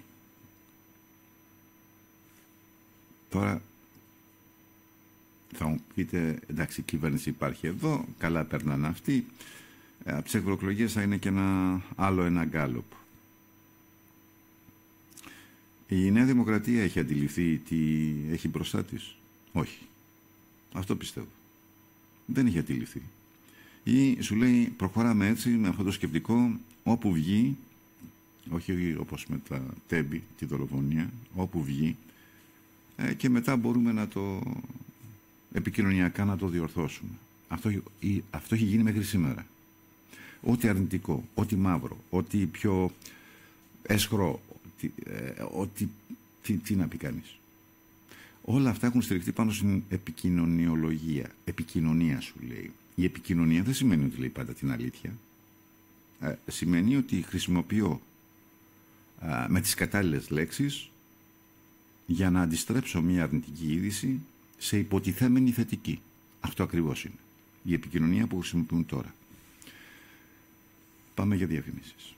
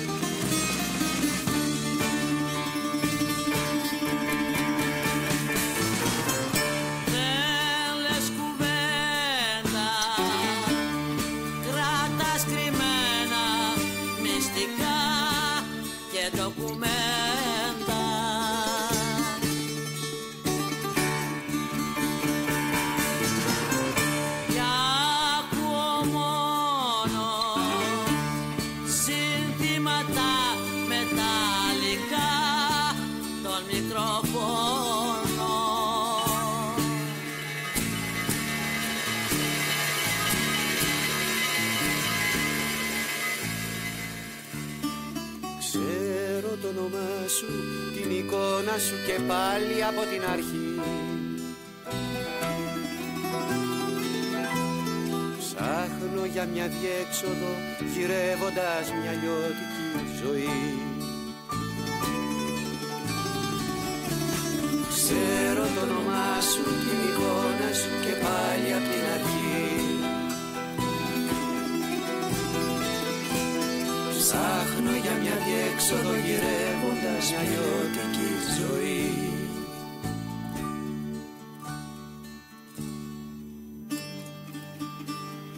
Πολλά τα μηνύματά σας σήμερα και πάρα πολλές ευχές. Σας ευχαριστώ πάρα πολύ. Αντεύχομαι σε όλες και όλους. Πολλά τα μηνύματά σας. Ειλικρινά με έχετε συγκινήσει με τα μηνύματα που έχετε στείλει. Έχω και μηνύματα βέβαια πάνω στα θέματα τα οποία θίγω σε αυτή την εκπομπή. Μου στέλνει ο Δημήτρης από τα Κουτακέικα. Λέει τους ανθρώπους που ψωνίζουν από Βουλγαρία τους παρεξηγούμε. Σε λίγο καιρό θα κάνουμε εκδρομές στην Γερμανία και θα ψωνίζουν από εκεί και θα μας έρχεται πιο φτηνά μαζί με το εισιτήριο. Ναι, έχεις δίκιο Δημήτρη, έτσι πηγαίνει η κατάσταση. Αν εμείς βεβαίως παραμείνουμε στην ίδια σκέψη και στο ίδιο στυλ, έτσι.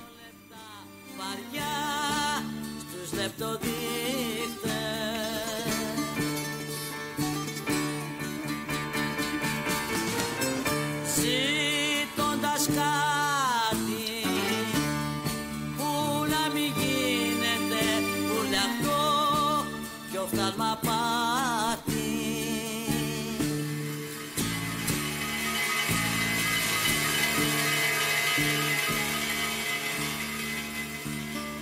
Ξέρω το όνομά σου, την εικόνα σου και πάλι από την αρχή. Ψάχνω για μια διέξοδο γυρεύοντας μια λιώτικη ζωή. Ξέρω το όνομά σου, την εικόνα σου και πάλι από την αρχή. Ψάχνω για μια διέξοδο γυρεύοντας μια λιώτικη ζωή.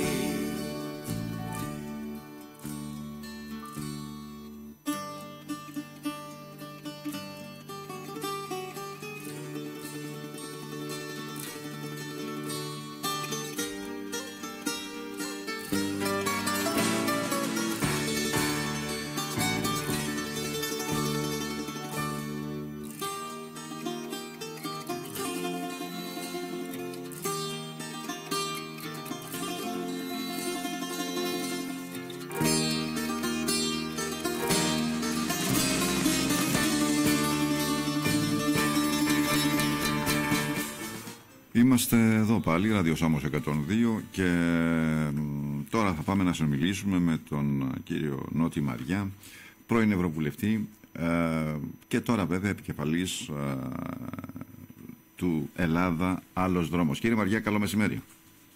Καλό μεσημέρι σε εσάς, τους φίλους ακροατές μας. Λοιπόν, για να έτσι δούμε κάποια πράγματα, είμαστε σε μια κατάσταση αυτή τη στιγμή μιας ακρίβειας, μιας ανεξέλεκτης κατάστασης σε αυτή τη χώρα. Ο κόσμος δεν ξέρει τι να κάνει. Δεν ξέρω αν το διαπιστώνετε και εσείς αυτό. Τι γίνεται και η σχέση μας και τι κάνει η Ευρωπαϊκή Ένωση γι' αυτό? Κοιτάξτε, αυτό το διαπιστώνουμε όλοι μας κάθε μέρα. Ναι. Η ακρίβεια είναι πραγματικά, πώς θα το πούμε, ανυπόφορη. Φτάσαμε σε κατάσταση εξαιρετικά δύσκολη. Πέρα από τα όρια. Ναι. Η Ευρωπαϊκή Ένωση διαμορφώνει ένα πλαίσιο ανταγωνισμού περισσότερο, γιατί είναι μια ελεύθερη αγορά. Επομένως, όταν υπάρχει ελεύθερη αγορά, προφανέστατα οι καταναλωτές, αλλά κυρίως οι επιχειρήσεις, διαμορφώνουν τις τιμές ελεύθερα. Αλλά, εάν υπάρχει ανταγωνισμός, είναι προφανές ότι θα υπάρχει μια συμπίεση των τιμών. Για να υπάρχει ανταγωνισμός πρέπει να ελέγχονται κυρίως οι συγκεντρώσεις των επιχειρήσεων, κατά πόσο υπάρχει μια εναρμονισμένη πρακτική, όπως λέγεται, και αυτό εναπόκειται στις αντίστοιχες εθνικές κυρίως υπηρεσίες, γιατί υπάρχει και η Επιτροπή Ανταγωνισμού σε επίπεδο Ευρωπαϊκής Ένωσης, αλλά κυρίως τα θέματα αυτά ρυθμίζονται σε επίπεδο εθνικό. Στη Γερμανία υπάρχει το λεγόμενο Cartel Office, το οποίο έχει τεράστιες εξουσίες, πέφτουν καμπάνες οι οποίες είναι αποτελεσματικές και ελέγχονται αν υπάρχουν μονοπόλια, αν υπάρχουν ολιγοπόλια και το πώς συμπεριφέρονται. Εδώ δεν έχουμε τέτοια κατάσταση, αφού έφτασαν τα πράγματα σε απροχώρητο επίπεδο, έρχεται και η Επιτροπή Ανταγωνισμού να ψάξει να βρει τι γίνεται και να μας το πει από το Γενάρη. Όταν βοάει η αγορά, βοάει η κοινωνία για την ακρίβεια και κυρίως οι καταγγελίες που γίνονται για υπερσυγκέντρωση εξουσιών μέσα στην ίδια την αγορά. Ναι, ξέρετε όμως... Ναι, καταλαβαίνω. Αλλά αυτή η λέξη ανταγωνισμός, εντάξει, δημιουργεί στο μυαλό του κάθε ενός που τα ακούει ότι θα είναι προς συμφέρον του. Αυτό που έχουμε δει όμως είναι ότι δεν είναι προς το συμφέρον. Γίνεται ένας ανταγωνισμός και θα το πω έτσι λιγάκι ημερίσκο. Ποιος θα εισπράξει τα περισσότερα από τους παρόχους ρεύματος, παραδείγματος χάρη. Καταλαβαίνετε τι λέω. Ναι. Έχετε ένα δίκιο σε αυτό. Διότι εδώ πρέπει να ελεγχθεί αν υπάρχει μονοπόλιο και αν υπάρχει ολιγοπόλιο και αν υπάρχουν εναρμονισμένες πρακτικές και συμφωνημένες πρακτικές. Πολλά δημιουργούνται από το περίφημο χρηματιστήριο που υπάρχει ενέργειας, το οποίο στην Ελλάδα λειτουργεί με τελείως διαφορετικούς όρους από ό,τι σε άλλα κράτη, και εγώ νομίζω δεν χρειάζεται καν το περίφημο χρηματιστήριο ενέργειας, διότι αυτοί οι οποίοι, πολλοί από αυτούς δεν είχαν καν δυνατότητες παροχής ηλεκτρικού ρεύματος, μπήκαν μέσα σαν ενδιάμεση και φούσκωσαν τις τιμές. Εδώ λοιπόν η έννοια του ανταγωνισμού έχει και το στοιχείο της κρατικής παρέμβασης από την άλλη. Δηλαδή δεν υπάρχει ανεξέλεγκτη αγορά. Αν λοιπόν εδώ έχουμε μονοπωλιακές καταστάσεις, και πράγματι από ό,τι φαίνεται έχουμε, οφείλει να υπάρξει μια παρέμβαση και από την Επιτροπή Ανταγωνισμού και από το κράτος για να προστατεύσει τους καταναλωτές. Εδώ τώρα δεν καταλαβαίνουμε, και το λέω και για μένα και για όλους, τι θα κάνουμε από την 1η του Γενάρη. Δηλαδή λέει τώρα έρχεται η κυβέρνηση και βάζει τιμολόγιο πράσινο, κίτρινο, πορτοκαλί κτλ. Μαζί με μια εξίσωση. Ναι, εγώ δεν ξέρω αν και ο ίδιος ο Υπουργός μπορεί να βγάλει άκρη με αυτά τα οποία νομοθέτησε ο ίδιος. Γι' αυτό πιστεύω ότι στο θέμα της ενέργειας έπρεπε να υπάρχει μια προστασία έντονη του καταναλωτή και όχι με αυτές τις δίθεν επιδοτήσεις, διότι τις επιδοτήσεις τις παίρνει ουσιαστικά από τον κρατικό προϋπολογισμό ή από χρήματα της Ευρωπαϊκής Ένωσης που ήταν για να γίνουν επενδύσεις και τις δίνει στους παρόχους οι οποίοι κρατάνε ψηλά τις τιμές. Εντάξει, με τέτοιους όρους δεν πάει να προχωρήσει. Από εκεί και πέρα, για να πούμε και ένα άλλο θέμα, το θέμα της ενέργειας έχει άμεση σχέση και με τον πόλεμο στην Ουκρανία, τις επιλογές που έκανε η Ευρωπαϊκή Ένωση να αποκοπεί από την παροχή ρωσικού αερίου και να φέρνει φυσικό αέριο υγροποιημένο από το Τέξας. Τώρα, είναι δυνατόν το αέριο που έρχεται από το Τέξας να είναι πιο φθηνό από το αέριο που έρχεται χερσαία από τη Ρωσία? Εντάξει. Αυτά τα είχαμε πει και στη Σάμο, αν θυμόσαστε, πριν χρόνια. Είχα καταγγείλει ότι ετοιμάζεται μια κατάσταση για το φυσικό αέριο από τις Ηνωμένες Πολιτείες, αλλά βεβαίως δεν φανταζόταν κανείς ότι θα έχουμε αυτή την ιστορία στην Ουκρανία κλπ. Μάλιστα. Ναι, αλλά το θέμα είναι ότι ο κόσμος αυτή τη στιγμή έχει φτάσει, και το ξέρετε πολύ καλά, γιατί τώρα και στην Κρήτη που είσαστε, στην Κρήτη δεν είσαστε? Ναι, στο Ρέθυμνο. Στο Ρέθυμνο. Και εκεί βλέπετε υπάρχει μια κατάσταση, δεν είναι όλη η Ελλάδα βασικά έχει γονατίσει. Το ερώτημα είναι τώρα, εντάξει, λέμε Ουκρανία, λέμε Παλαιστίνη, δεν ξέρω και εγώ τι άλλο. Μήπως παίζονται άλλου είδους παιχνίδια και αυτά είναι το πρόσχημα? Υπάρχει μια αντικειμενική κατάσταση, αλλά από εκεί και πέρα ο καθένας μέσα στο επίπεδο της αγοράς ψάχνει ευκαιρία και κάνει το παιχνίδι του. Κοιτάξτε, εδώ στην Κρήτη αλλά και παντού είδαμε μια αύξηση της τιμής του ελαιολάδου, έτσι. Που σημαίνει ο παραγωγός, ενώ παλιότερα εδώ πουλούσαμε στην Κρήτη 3,84, έφτασε ο παραγωγός να πάρει και 8 και 9 και 10 ευρώ. Τι γίνεται τώρα? Πας να μαζέψεις ελιές φέτος, και από ό,τι είδα εκεί τα μεροκάματα στην Μεσαρά που είναι ο κάμπος που έχει τις ελιές, σου ζητάει 80 ευρώ μεροκάματο. Δηλαδή το ένα φέρνει το άλλο. Που βλέπει κανείς ότι υπάρχει μία αύξηση σε επίπεδο τιμών για τον παραγωγό, από την ώρα που έχει έλλειψη εργατικών χεριών ανεβαίνουν και τιμές στα εργατικά. Δηλαδή ο ίδιος ο παραγωγός, ας πάμε στη μικροκλίμακα, ο παραγωγός ο οποίος πήρε 3,80 πριν 2 χρόνια, ή πέρυσι και τώρα θα πάρει 10, παίρνει μεν κάτι παραπάνω, πλην όμως ανεβαίνουν τα εργατικά, ανεβαίνουν όλα τα κόστη και στο τέλος έρχεται πάλι στο ίδιο επίπεδο. Όμως η τιμή του παραγωγού όταν στο ελαιοτριβείο σου το δώσουν 9 και 10 ευρώ το λίτρο, από εκεί πέρα πόσο θα πάει μέσα στο μαγαζί όταν φτάσει για να πουληθεί στο σούπερ μάρκετ. Σωστά. Διαμορφώνεται λοιπόν και μια κατάσταση τέτοια η οποία ανεβάζει τις τιμές. Μετά η Ελλάδα έχει ας πούμε ένα συγκεκριμένο πληθυσμό, αλλά φέτος ήρθαν και 19-20 εκατομμύρια τουρίστες. Πώς ήρθαν? Και παραπάνω. Ναι. Αυτοί οι τουρίστες όμως, ερχόμενοι εδώ, για να μπορέσουν να υπάρξει διατροφή τους, γίνονται εισαγωγές. Οι εισαγωγές λοιπόν έχουν σαν αποτέλεσμα και να δημιουργείται πρόβλημα στο εμπορικό ισοζύγιο και ταυτόχρονα εφόσον έχεις ζήτηση σε προϊόντα ανεβαίνουν και τιμές. Είναι προφανές. Διότι είναι άλλο πράγμα να έχεις 10 εκατομμύρια κατοίκους με μια συγκεκριμένη ζήτηση και άλλο να έχεις 30 εκατομμύρια ξαφνικά. Η ζήτηση ανεβαίνει. Ανεβαίνοντας η ζήτηση ανεβαίνουν και οι τιμές. Αν δεν έχεις και συνθήκες ανταγωνισμού, τότε οι τιμές πάνε στα ύψη. Και δημιουργούνται όλες αυτές οι αντιφάσεις. Επίσης δεν υπάρχουν καταναλωτικές οργανώσεις οι οποίες πραγματικά να έχουν εξουσία. Δηλαδή παλιά θυμάμαι στη Γερμανία ή σε άλλες περιοχές, επειδή ανέβαινε το κρέας, έπεσε γραμμή. Δεν αγοράζει κανένας κρέας για ένα μήνα. Αλλά το τηρήσαν, δεν πήγαιναν στα σουβλατζίδικα, έτσι. Εμείς αυτό έχουμε να το κάνουμε από το 87, κάπου εκεί με τους Ολλανδούς, με τα τυριά. Ναι, αλλά αν φανεί δηλαδή αυτή η άνοδος και η ακρίβεια, ένας τρόπος, όχι ο μόνος, ένας τρόπος είναι και ο περιορισμός της ζήτησης που θα πιέσει. Εγώ που λέγει η γυναίκα μου προχτές πήγε στη Λαϊκή ας πούμε και τα χόρτα δεν ξέρω τι ζητάγανε 6 ευρώ, 7 ευρώ το κιλό ας πούμε. Τα χόρτα όταν το κοτόπουλο έχει 4 ευρώ και το κρέας έχει 8 ευρώ. Δηλαδή φτάνουμε πλέον σε παραλογισμούς διότι υπάρχει μια βάση, υπάρχει ένα κύκλωμα ανεξέλεγκτο από τον παραγωγό μέχρι να φτάσει στο σούπερ μάρκετ ή στο μανάβικο της γειτονιάς.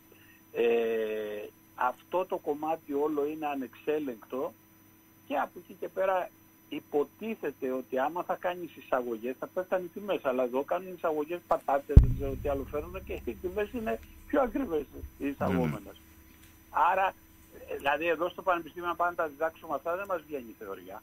Βέβαια. Γιατί στο Πανεπιστήμιο στο οικονομικό που είμαι και εγώ και διδάσκουνε, λένε ότι ο ανταγωνισμός είναι και τις τιμές. Λένε ότι άμα υποτίθεται γίνουν εισαγωγές θα πιεστεί η τιμή της ντόπιας ας πούμε παραγωγής γιατί θα φέρεις πιο φθηνές εισαγωγές. Ξαφνικά οι εισαγωγές πατάτας έρχονται πιο ακριβές από το να πάρεις πατάτες φίβας. Άρα υπάρχει μια στρέβλωση μέσα στην αγορά και όλη αυτή η στρέβλωση είναι επειδή δεν ελέγχεται το κύκλωμα αυτό της εμπορίας. Εγώ αυτό το ακούω εδώ και 30-40 χρόνια όπως και εσείς, να δούμε την τιμή από τον παραγωγό, ξέρω εγώ, με το πόσο θα φτάσει μέχρι να το έρθει στο τραπέζι σου. Τα ίδια ακούμε 40 χρόνια και δυστυχώς δεν βλέπουμε να γίνεται τίποτα. Δεν γίνεται, ναι, αλλά κάποιες χώρες ευρωπαϊκές το έχουν κάνει και έχουν καταφέρει πολλά πράγματα. Το είπατε και εσείς προηγουμένως. Δεν δουλεύει εδώ. Είναι ένα κομμάτι της ίδιας της οικονομίας που θα πιέσει και θα δημιουργηθούν οι πληθωριστικές πιέσεις. Το άλλο είναι εσωτερικά η διάρθρωση και η δομή της ίδιας της αγοράς και ο έλεγχος του ανταγωνισμού και ο έλεγχος της εσχροκέρδειας. Αυτά είναι τα κομμάτια στα οποία πάσχει η Ελλάδα και δυστυχώς δεν έχουμε βάλει μυαλό ως σύστημα για να οργανωθούν αυτά τα πράγματα. Παλιά θα θυμόσαστε, υπήρχε μια εταιρεία ας πούμε αναψυκτικών, δεν έχει σημασία πια, και πήγαινε και σου έλεγε θα σου δώσω ένα ψυγείο αλλά θα βάλεις μέσα μόνο τα δικά μου αναψυκτικά και δεν θα βάλεις του αλούνου της αντίπαλης ας πούμε. Και πήγαινες να πάρεις λέμε την τάδε Coca-Cola ή Pepsi-Cola και ο ένας είχε Coca-Cola, ο άλλος είχε Pepsi-Cola. Αυτό ήταν σύστημα καθετοποίησης και ελέγχου της ίδιας της αγοράς. Σωστά. Παλιά, τώρα προχωρούσα σε ένα συνοικιακό μαγαζί και έλεγε market ας πούμε. Παλιά τα market τα λέγαμε έβγαν, θυμόσαστε.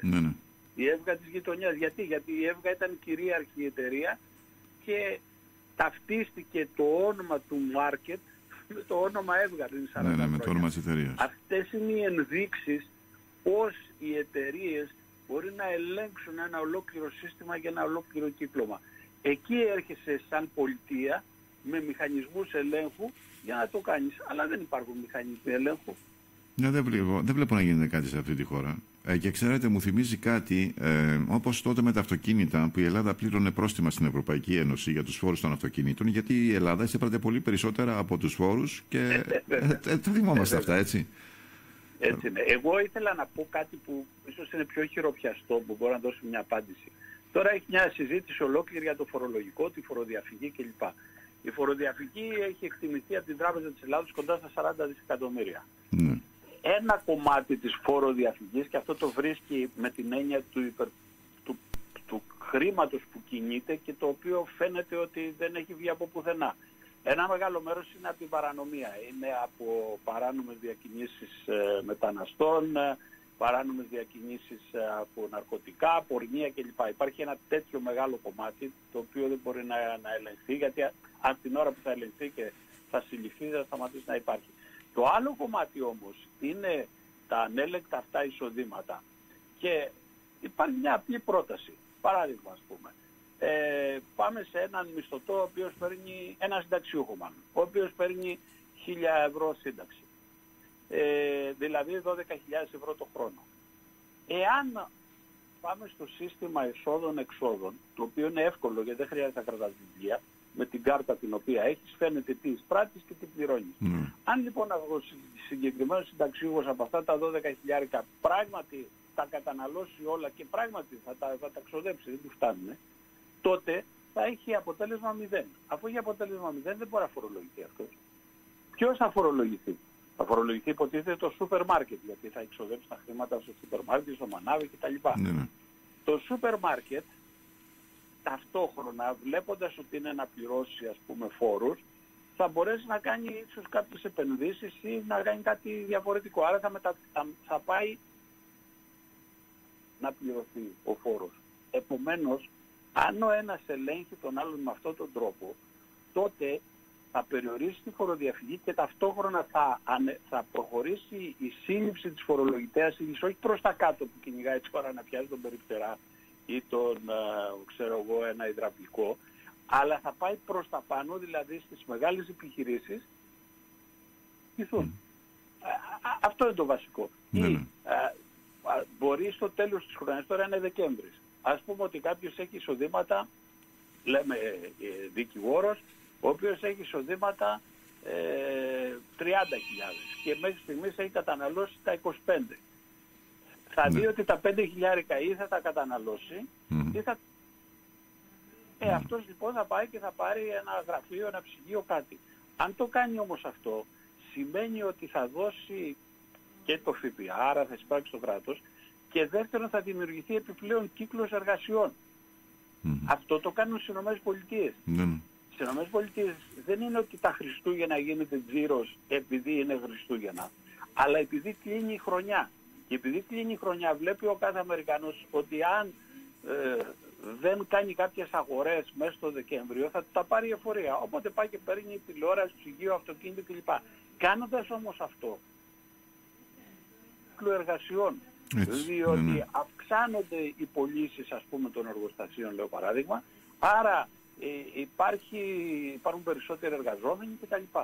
Αν λοιπόν το κάνεις αυτό, δεν χρειάζεται να σε ελέγξει κανένας. Θα πας λοιπόν στο δικηγόρο, γιατί λέει τώρα κυνηγάει τους δικηγόρους ας πούμε, έτσι.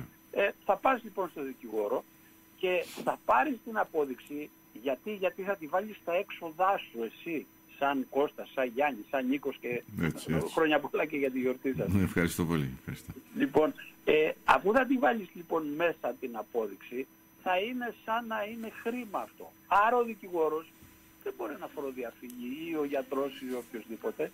Πας σε ένα περίπτερο και δίνεις ας πούμε ένα δεκάρικο και παίρνεις σοκολάτες. Δεν θα πάρεις τα ρέστα 8 ευρώ, θα τα αφήσεις αυτινού? Θα τα πάρεις. Έτσι, ναι, και με την απόδειξη. Διότι εγώ πήγα στο περίπτερο, ξόδεψα 2 ευρώ, αυτά τα 2 ευρώ περνάνε μέσα στα έξοδά μου. Άρα δεν χρειάζεται να έχω κανέναν εφοριακό να ψάχνει να ελέγξει τους άλλους. Ο κάθε ένας από εμάς θα ελέγχει τους υπόλοιπους με την έννοια ότι θα θέλει την απόδειξη, γιατί θα έχει την έννοια του χρήματος, ότι θα είναι τα ρέστα του. Σωστά. Αν το κάνει όμως αυτό, τότε στη φοροδιαφυγή θα πιάσει τα μεγάλα εισοδήματα και κυρίως τις επιχειρήσεις. Δεν θα πιάνει τον από κάτω, διότι από κάτω θα τα ξοδέψει αυτά τα χρήματα. Έτσι. Αντί να τα δώσει, ας πούμε, στην εφορία.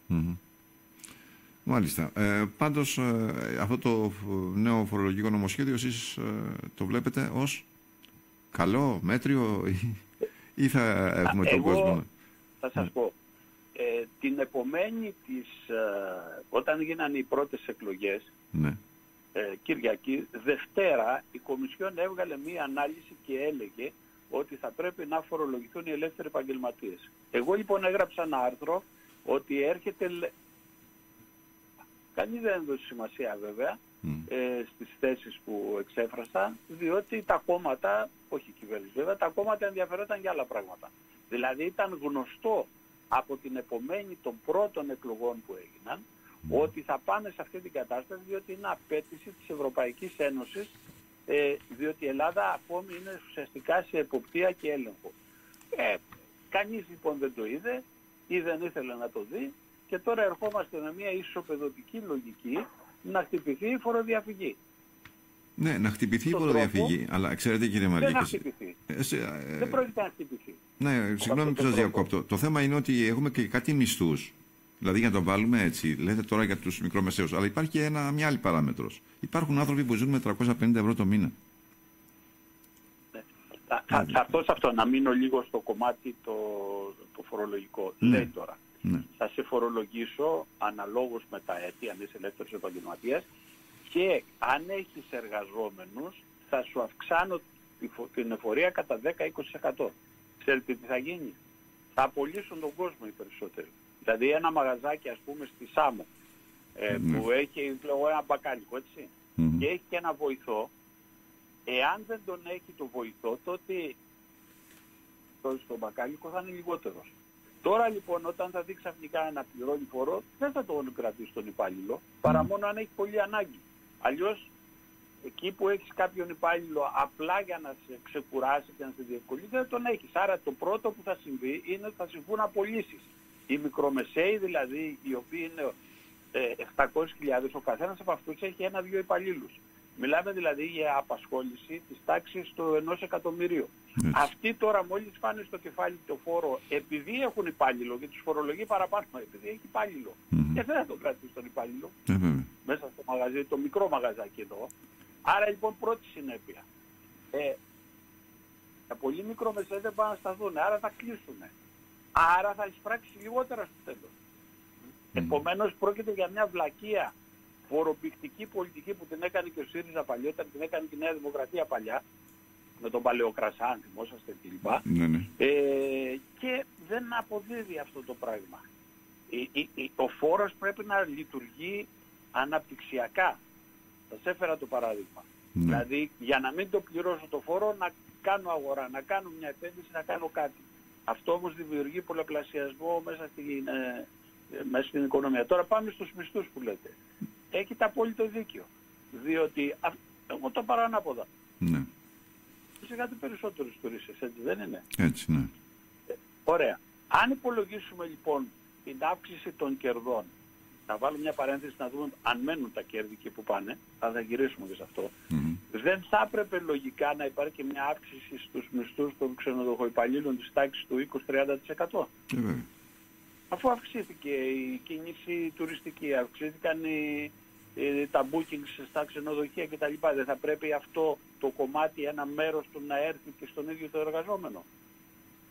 Δεν έρχεται όμως. Είχαμε αύξηση των κερδών, είχαμε αύξηση της κατανάλωσης κτλ. Και ο εργαζόμενος δεν πήρε μία. Δυστυχώς. Αυτό είναι όλο το θέμα που δημιουργείται πλέον πτυχές και πιέσεις. Αλλά ας δούμε επίσης για τον κάθε τουρίστα που έρχεται στη Σάμο και αφήνει 1 ευρώ ή στο πούμε 100 ευρώ, για κάθε 100 ευρώ πόσα μένουν στην ελληνική οικονομία? Εδώ είναι το ερώτημα. Στη Σάμο, επειδή έρθετε στη Σάμο και δεν έχουμε τέτοια βιομηχανία παραγωγής γάλακτος, τυριών, εταιρεία που να φτιάχνει, ξέρω εγώ, εδώ στην Κρήτη έχουμε την Κρέτα Φάρμ που φτιάχνει σαλάμια κλπ. Άρα θα κάνεις εισαγωγή και για βούτυρα και για σαλάμια κλπ. Επομένως τι κέρδισες από αυτόν που έρχεται, αφού το μεγαλύτερο μέρος του φαγητού που θα φάει φεύγει έξω. Ναι, σωστά. Άρα από το 1 ευρώ ή από τα 100 ευρώ πόσα μένουν τελικά? 15 ή φεύγουν τα άλλα όλα έξω? Έτσι ακριβώς είναι.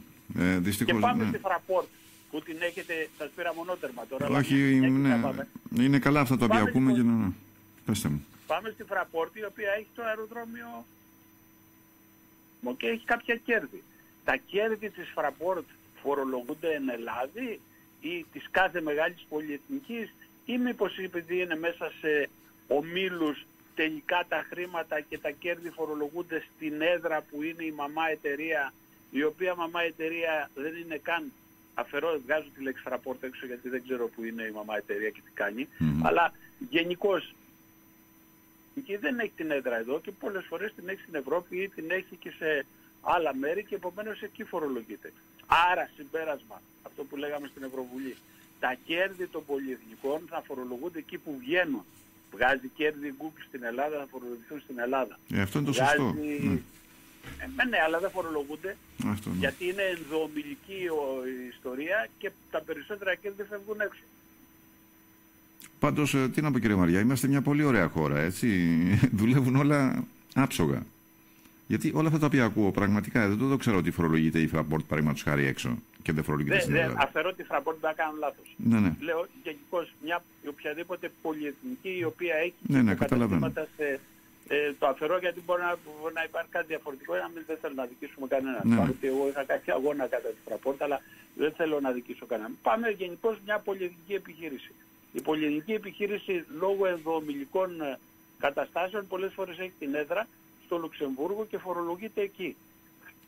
Μάλιστα. Γι' αυτό ονομάστηκαν και αυτά tax rulings, ας πούμε, τα οποία είχε κάνει τότε ο φίλος μας ο Γιουνκέρ. Ή πολλές ελληνικές εταιρείες είχαν πάει και βάλαν έδρα, ας πούμε, την Ολλανδία, γιατί είχαν καλύτερη φορολογία. Υπάρχει ένα βασικό... Άρα, ναι. Τι θα γίνει? Αυτό κάνει ο ΩΣΑ τώρα και προσπαθεί να φέρει μια ρύθμιση που είχε ψηφιστεί αλλά ακόμα δεν εφαρμόζεται, ούτως ώστε ένα μέρος των κερδών των πολυεθνικών να φορολογούνται εκεί που βγαίνουν τα κέρδη. Μάλιστα. Κύριε Μαριά, έχω πολλά να συζητήσουμε. Θα τα πούμε και σε άλλες τηλεφωνικές συνομιλίες. Αλλά εσείς τι σκοπεύετε να κάνετε? Έχουμε σε κάποιους μήνες ευρωεκλογές. Τι θα κάνετε λοιπόν? Να μας πείτε δύο λόγια. Το Ελλάδα Άλλος Δρόμος προετοιμάζεται. Θα είμαστε στις ευρωεκλογές. Άλλωστε υπάρχει δικιά μου εμπειρία όλα αυτά τα χρόνια και στην Ευρωπαϊκή Ένωση.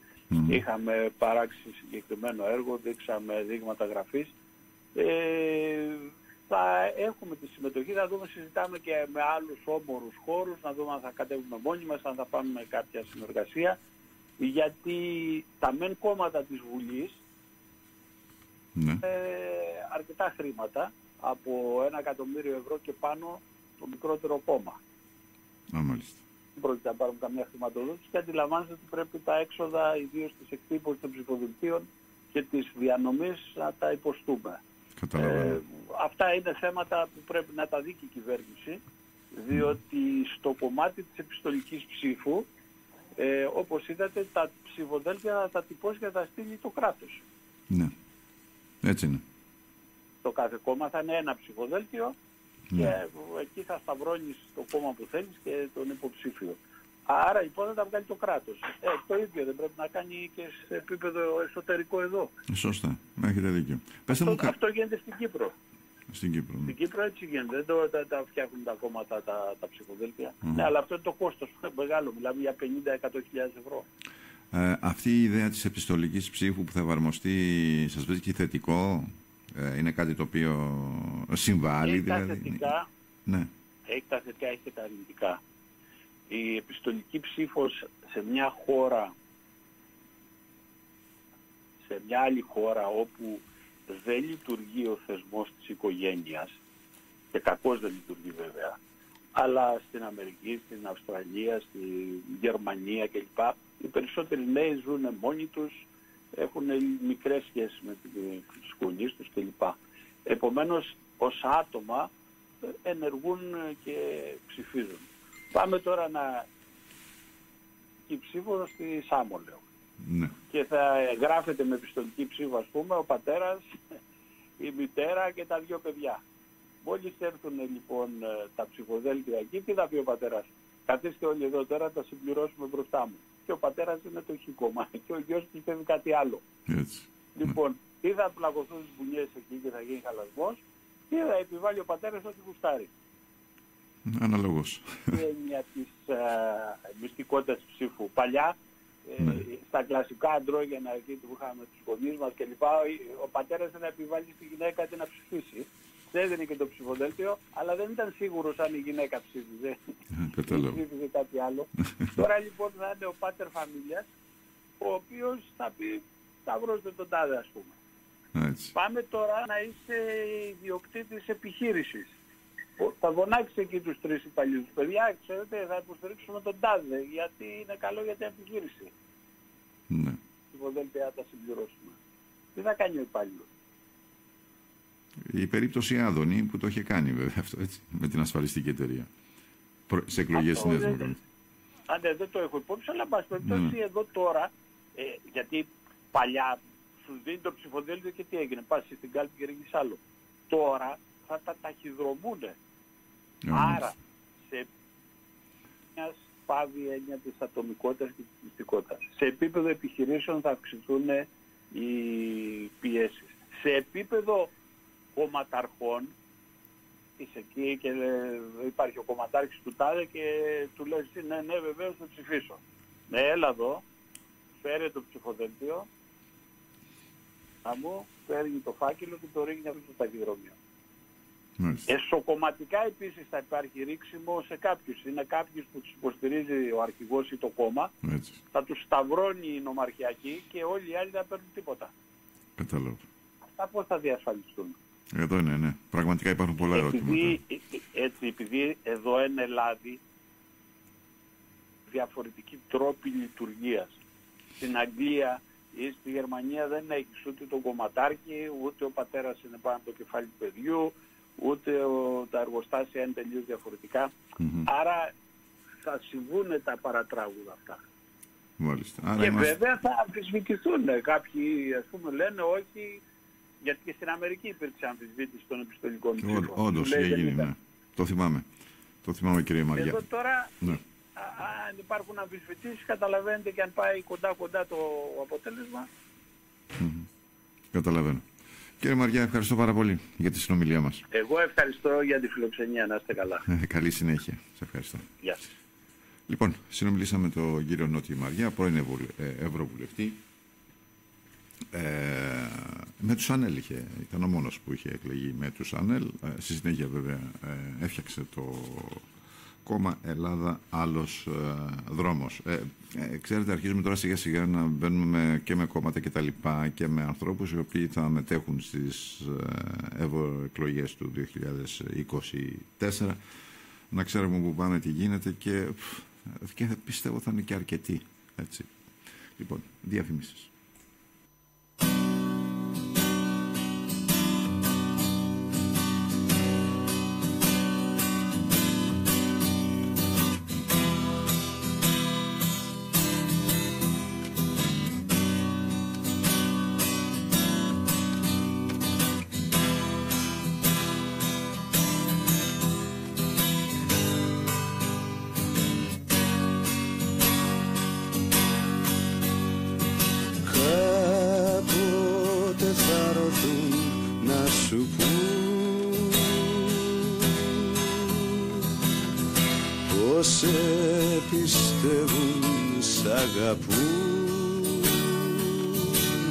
Και πώς σε θένε.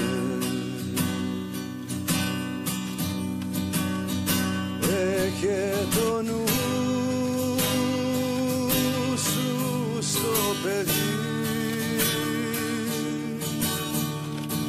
κλείσε τη πόρτα με κλειδί. ψέματα λέτε.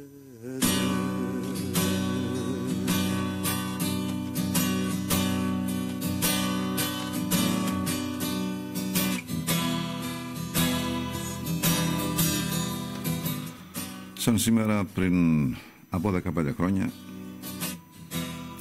ήταν η δολοφονία του 15χρονου Αλέξη Γρηγορόπουλου. Έτσι, για την ιστορία του γεγονότος, ο δολοφόνος του είναι ελεύθερος.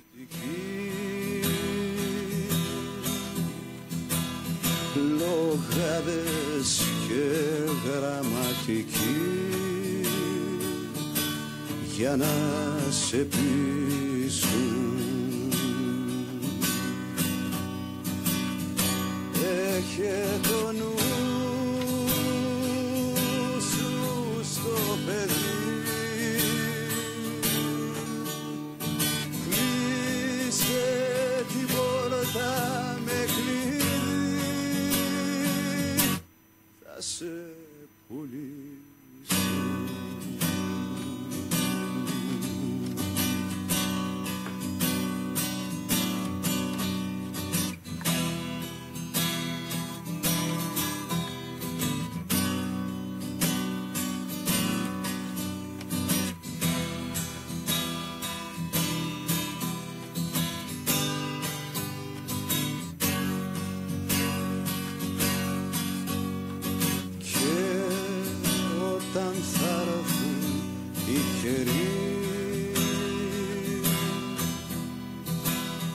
Που θα έχει σβήσει το κερί στην καταιγίδα,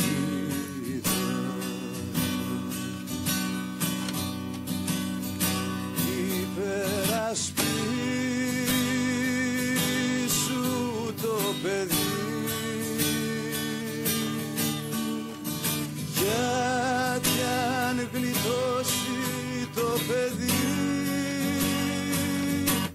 υπάρχει ελπίδα. Πολλά τα μηνύματά σας και σήμερα και με ευχές. Ευχαριστώ πάρα πολύ. Ανταποδίδω, αντεύχομαι σε όλες και όλους. Επίσης έχετε και μηνύματα με τα θέματα τα οποία έχουμε ασχοληθεί σήμερα σε αυτή την εκπομπή και βέβαια μου στέλνει ο Γιώργος και μου λέει Μητσοτάκη, όσα καπέλα να φορέσει αυτός, όσα πας λέει και να δώσει, οι μαθητές λέει δεν μασάνε. Μάλιστα. Γνωρίζουν πολύ καλά ότι ο Κούλης, έτσι τον αναφέρει, τους δουλεύει. Επίσης ο Βασίλης μου λέει χθες πήγα στο σούπερ μάρκετ να πάρω μόνο χαρτιά υγείας. Φτάνω στο ταμείο και είναι μια κυρία με την κόρη της γύρω στα 40 και η ταμεία της έβγαζε πράγματα από το καλάθι γιατί η κυρία δεν είχε τόσα χρήματα όσο απαιτούσε ο λογαριασμός πάνω της. Μάλιστα.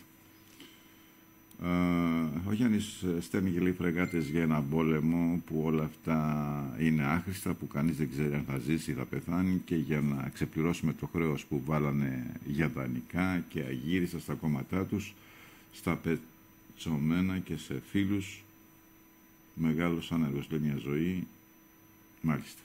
Γιουσουφάκη της διαπλοκής και διάφορα άλλα γαλλικά έχει το μήνυμά του μέσα.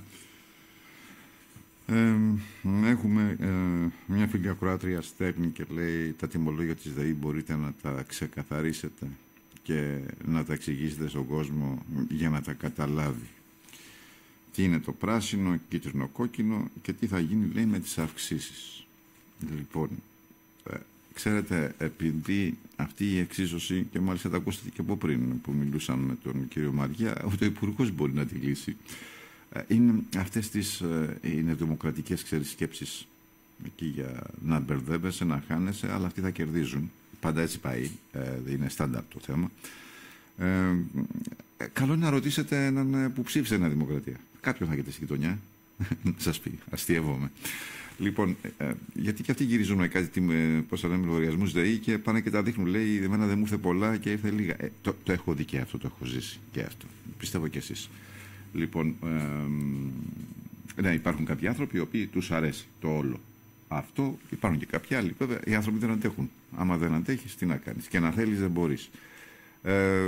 Θα πάω σε ένα ρεπορτάζ της ΕΡΤ σχετικά με τους λογαριασμούς. Μιλάει ο μηχανολόγος, μηχανικός και ενεργειακός επιθεωρητής Μιχάλης Χριστοδουλίδης, όπου αναφέρεται πάνω σε αυτό το θέμα. Λοιπόν, εντάξει, έχουμε ένα θέμα εδώ πέρα, θα του περάσει το κομπιούτερ για να ακούσουμε αυτό το συγκεκριμένο ηχητικό. Λοιπόν, ξέρετε, εμένα μου θυμίζει εκείνο το τραγούδι που ήταν πολύ άσπρα κόκκινα κίτρινα μπλε. Αυτό το οποίο κάνουν είναι, όσο και να εσύ θες να ξεφύγεις ή να βρεις κάτι, αυτοί πάντα θα πούν κάτι για να σε μπερδέψουν περισσότερο. Να μην ξέρεις πού θα πας, τι θα κάνεις, πόσο θα πληρώσεις κτλ. Λοιπόν, μπορούμε να ακούσουμε το συγκεκριμένο ηχητικό για να δούμε, να βγάλουμε και μια άκρη το τι μας συμφέρει και τι θα πληρώσουμε. Στην προσπάθεια ενημέρωσης τους όμως έχουν αποσταλεί ενημερωτικές επιστολές από την ΔΕΗ. Μαρία Δεμετζιάννη είναι κοντά μας, θα τα δούμε όλα αυτά αναλυτικά. Όχι μόνο από τη ΔΕΗ, από όλες τις εταιρείες έχουν σταλεί ενημερωτικές επιστολές. Κάποιες λίγο πιο διαφωτιστικές, τουλάχιστον όσον αφορά τα κειμενόμενα τιμολόγια, τα πράσινα και τα κίτρινα της ίδιας εταιρείας. Κάποιες λιγότερο διαφωτιστικές. Το σίγουρο είναι πως ο περισσότερος κόσμος δεν έχει καταλάβει και τουλάχιστον για τα πράσινα τιμολόγια δεν θα καταλάβει μέχρι να έρθει η 1η Ιανουαρίου, όπου θα ανακοινωθούν οι τελικές τιμές. Μάλιστα. Και αυτό γιατί η βασική τιμή δεν είναι το μοναδικό κριτήριο για να επιλέξει κάποιος εταιρεία.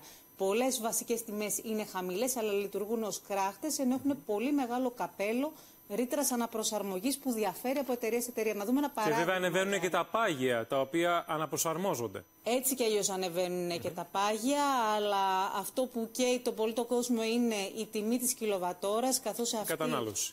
Ναι, και πλέον δεν θα υπάρχει καμία επιδότηση, καμία οριζόντια επιδότηση, τουλάχιστον πέρα από αυτούς που εντάσσονται στο κοινωνικό τιμολόγιο. Πάμε να δούμε ένα παράδειγμα για τις διαφορές στη ρήτρα αναπροσαρμογής. Πάροχος 1 με αρχική τιμή μετά την έκπτωση συνέπειας βέβαια, στα 14 λεπτά ανά κιλοβατόρα.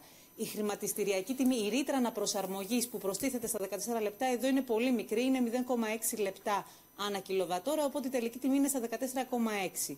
Στον πάροχο 2 τώρα έχουμε μια πολύ δελεαστική αρχική τιμή, τα 11,5 λεπτά ανά κιλοβατόρα, κοντά στην τιμή που υπήρχε πριν από την ενεργειακή κρίση. Ωστόσο, με την ρήτρα αναπροσαρμογής, αυτά αυξάνονται στα 18,5 λεπτά. Πώς μπορεί να καταλάβει τώρα ο κόσμος πότε θα είναι μεγαλύτερη η ρήτρα αναπροσαρμογής και πότε όχι? Κάθε εταιρεία έχει θέσει όρια πάνω στα οποία θα κινηθεί η χονδρική τιμή του ρεύματος. Η χονδρική τιμή του ρεύματος, να πούμε πως τους τελευταίους 3 μήνες κυμαίνεται από το 105 στα 115 ευρώ ανά μεγαβατόρα. Ωστόσο, όλες οι εταιρείες, όλες οι εταιρείες έχουν δώσει όριο, ανώτατο όριο, κάτω από τις τρέχουσες τιμές.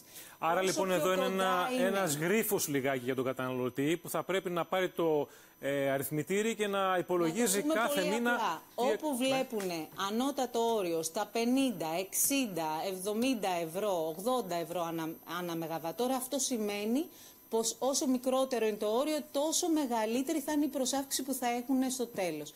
Ξαναλέω, Γιάννη. Αντιστρόφως λοιπόν ανάλογη χρέος, σωστά. Ακριβώς. Λοιπόν, πάμε Μαρίνα όμως. 1η Ιανουαρίου. Και θα μπορούν να αλλάξουν οι καταναλωτές ανα πάσα στιγμή τιμολόγιο και πάροχο.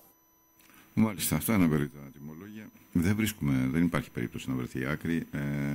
Θα περάσουμε ένα αρκετό μεγάλο διάστημα με όλη αυτή την ωραία κατάσταση που ζούμε. Σαν Έλληνες, σαν Ευρωπαίοι, δεν ξέρω κι εγώ τι. Αυτό που έχω να πω όμως, έτσι, γιατί εντάξει, καλό είναι να τα ακούμε όλα αυτά, καλό είναι να ακούμε η Ουκρανία φταίει, οι Ρώσοι φταίει, οι Ρώσοι φταίνε για την Ουκρανία και γίνονται όλα αυτά. Μα ποιος έκανε το εμπάρκο? Μα πόσοι Έλληνες, και τα λέγαμε και εκείνο το διάστημα και μάλιστα με περισσότερα στοιχεία, ότι Έλληνες πλειοκτήτες με πλοία με άλλες σημαίες, όχι Ελλάδας, γιατί κορόιδα είναι αυτή, τα έχουν στην Ελλάδα, κουβαλούσαν πετρέλαιο από τη Ρωσία και κάναν μεταγγίσεις στα μισά της διαδρομής γιατί άλλα σημεία. Το βαρέλι στήχιζε 48, το πουλούσαν εδώ 115, το κέρδος η τσέπη, καλά μασάμε. Αυτό λοιπόν το ονομάζουν ενεργειακή κρίση, δηλαδή κάτι που επιλέγουν μόνοι τους. Κάτι που αυτοί το επέλεξαν. Και το εμπάρκο και τα πάντα τα όσα έχουν γίνει μέχρι σήμερα. Πληρώνουμε λοιπόν το γυνάτι των Αμερικανών της κόντρας με των Ρώσων και πρέπει εμείς να τελειώσουμε. Αυτό δηλαδή με σου εξηγεί. Το κέρδος βέβαια είναι των Αμερικανών. Η Ελλάδα, εντάξει, δεν μπορώ να σας πω τι παίρνει από όλα αυτά, διότι δεν έχει πάρει ποτέ τίποτα. Η Ελλάδα πάντα πληρώνει και μάλιστα δεν τα πληρώνει. Ό,τι παίρνει η Ελλάδα απ' έξω από τους άλλους, είτε ενοπλικά συστήματα ή οτιδήποτε άλλο, δεν είναι μόνο το χρυσοπληρώνει. Αυτό το έχουμε εμείς σαν προνόμιο. Είμαστε μια έξυπνη χώρα, έξυπνοι Έλληνες, τα έχουμε όλα. Ό,τι πάρουμε, προσέξτε, μπελαρά ή πώς τα λένε, τα ραφάλ, πόσα χρήματα τα έχουν πάρει άλλες χώρες και πόσα χρήματα τα παίρνουμε εμείς. Θα μου πείτε υπάρχει η μίζα. Εντάξει, μίζα. Ποια μίζα? Εδώ είναι η αρπαχτή της αρπαχτής και όποιος πάρει τα πιο πολλά. Βέβαια εσύ, όπως λέει και ο Χατζηδάκης, πρέπει να πληρώνεις το ΦΠΑ σου και παραπάνω και πάνω στην εσκροκέρδεια ο ΦΠΑ που ανεβαίνει και περισσότερο. Γιατί πολύ απλά αυτοί οι άνθρωποι έχουν καταλάβει ότι ό,τι λένε εσύ τους πιστεύεις και όταν εσύ τους πιστεύεις, δηλαδή σου λέει το ΦΠΑ πάει για την υγεία, το πιστέψαμε, εντάξει, ωραίο το χάπι, επιχρυσωμένο. Σου λέει το ΦΠΑ, άμα μειώσουμε το ΦΠΑ δεν πλώσουμε συντάξεις. Καλά, τώρα μην μου πείτε ότι από τον ΦΠΑ, από τις λοβιτούρες των εφοπλιστών με την ανοχή της κυβέρνησης, μην μου πείτε λοιπόν ότι όλα αυτά δεν είναι επιλογή κάποιων και έρχονται αυτόματα. Όχι, δεν είναι. Κυβερνητικές επιλογές είναι, πολιτική είναι και εσύ θα πρέπει να πληρώνεις. Τώρα, οι δικαιολογίες που σου φέρνουν για όλα αυτά τα οποία σου λένε, δεν θα μπω στο θέμα αν τα πιστεύουμε ή όχι. Λοιπόν, έτσι για να έχω μια ενημέρωση πριν κλείσουμε, είναι ότι, ξέρετε, εκεί στα Χανιά, που έχει πάει και το άλλο αεροπλανοφόρο των Αμερικανών για να στηρίξουν το Ισραήλ απέναντι στους άοπλους της Γάζας, που τους έχουν εντελώς, τους δολοφονούν καθημερινά και θέλουν να τους διώξουν, να τους πάνε να τους μοιράσουν σε άλλες χώρες, λες και είναι πρόβατα, δεν ξέρω κι εγώ, αλλά βγήκαν, λέει, 2 Αμερικανοί και μεθυσμένοι και επιτέθηκαν με χαστούκια, λέει, και γροθιές σε 2 15χρονα κορίτσια. Αυτό έγινε στα Χανιά. Τώρα βέβαια υπάρχει και η άλλη είδηση, η οποία είχε έρθει από την Αλεξανδρούπολη, για τη βάση που είχε γίνει απάνω στην Αλεξανδρούπολη, την αμερικανική, όπου θυμάμαι που είχα ακούσει κάποιους εκεί οι οποίοι ήταν υπέρ αυτής της όλης κατάστασης, λέει δεν πειράζει, λέει, αγοράζουν πάρα πολλά αυγά, λέει, οι Αμερικανοί στρατιώτες και συμβάλλουν, λέει, στην εθνική μας οικονομία. Μάλιστα. Εντάξει, ωραία πάμε. Τώρα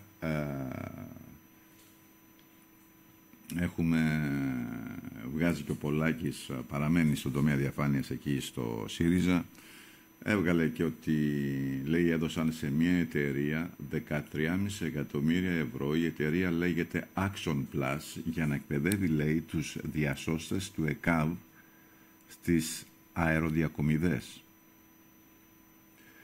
Τα 13,5 εκατομμύρια και τα σεμινάρια τα οποία έγιναν ήταν μόνο 2 σεμινάρια από 4 ώρες και ένα 2ωρο σε ένα ελικόπτερο, λέει, μονοκινητήριο χωρίς εξοπλισμό αεροδιακομιδών. Οι άνθρωποι οι οποίοι μετήχαν σε αυτή πήραν 780 ευρώ. Η εταιρεία η οποία τους εκπαίδευσε πήρε 13,5 ευρώ. Εκατομμύρια, όχι ευρώ.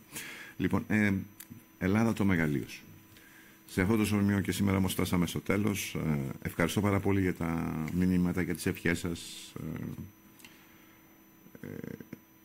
Για ειλικρινά πάρα πολλά μηνύματα και τηλεφωνήματα. Θα είμαστε μαζί αύριο στις 12 το μεσημέρι. Εύχομαι σε όλους και όλους, σε όλες και όλους να περνάτε καλά. Γεια σας.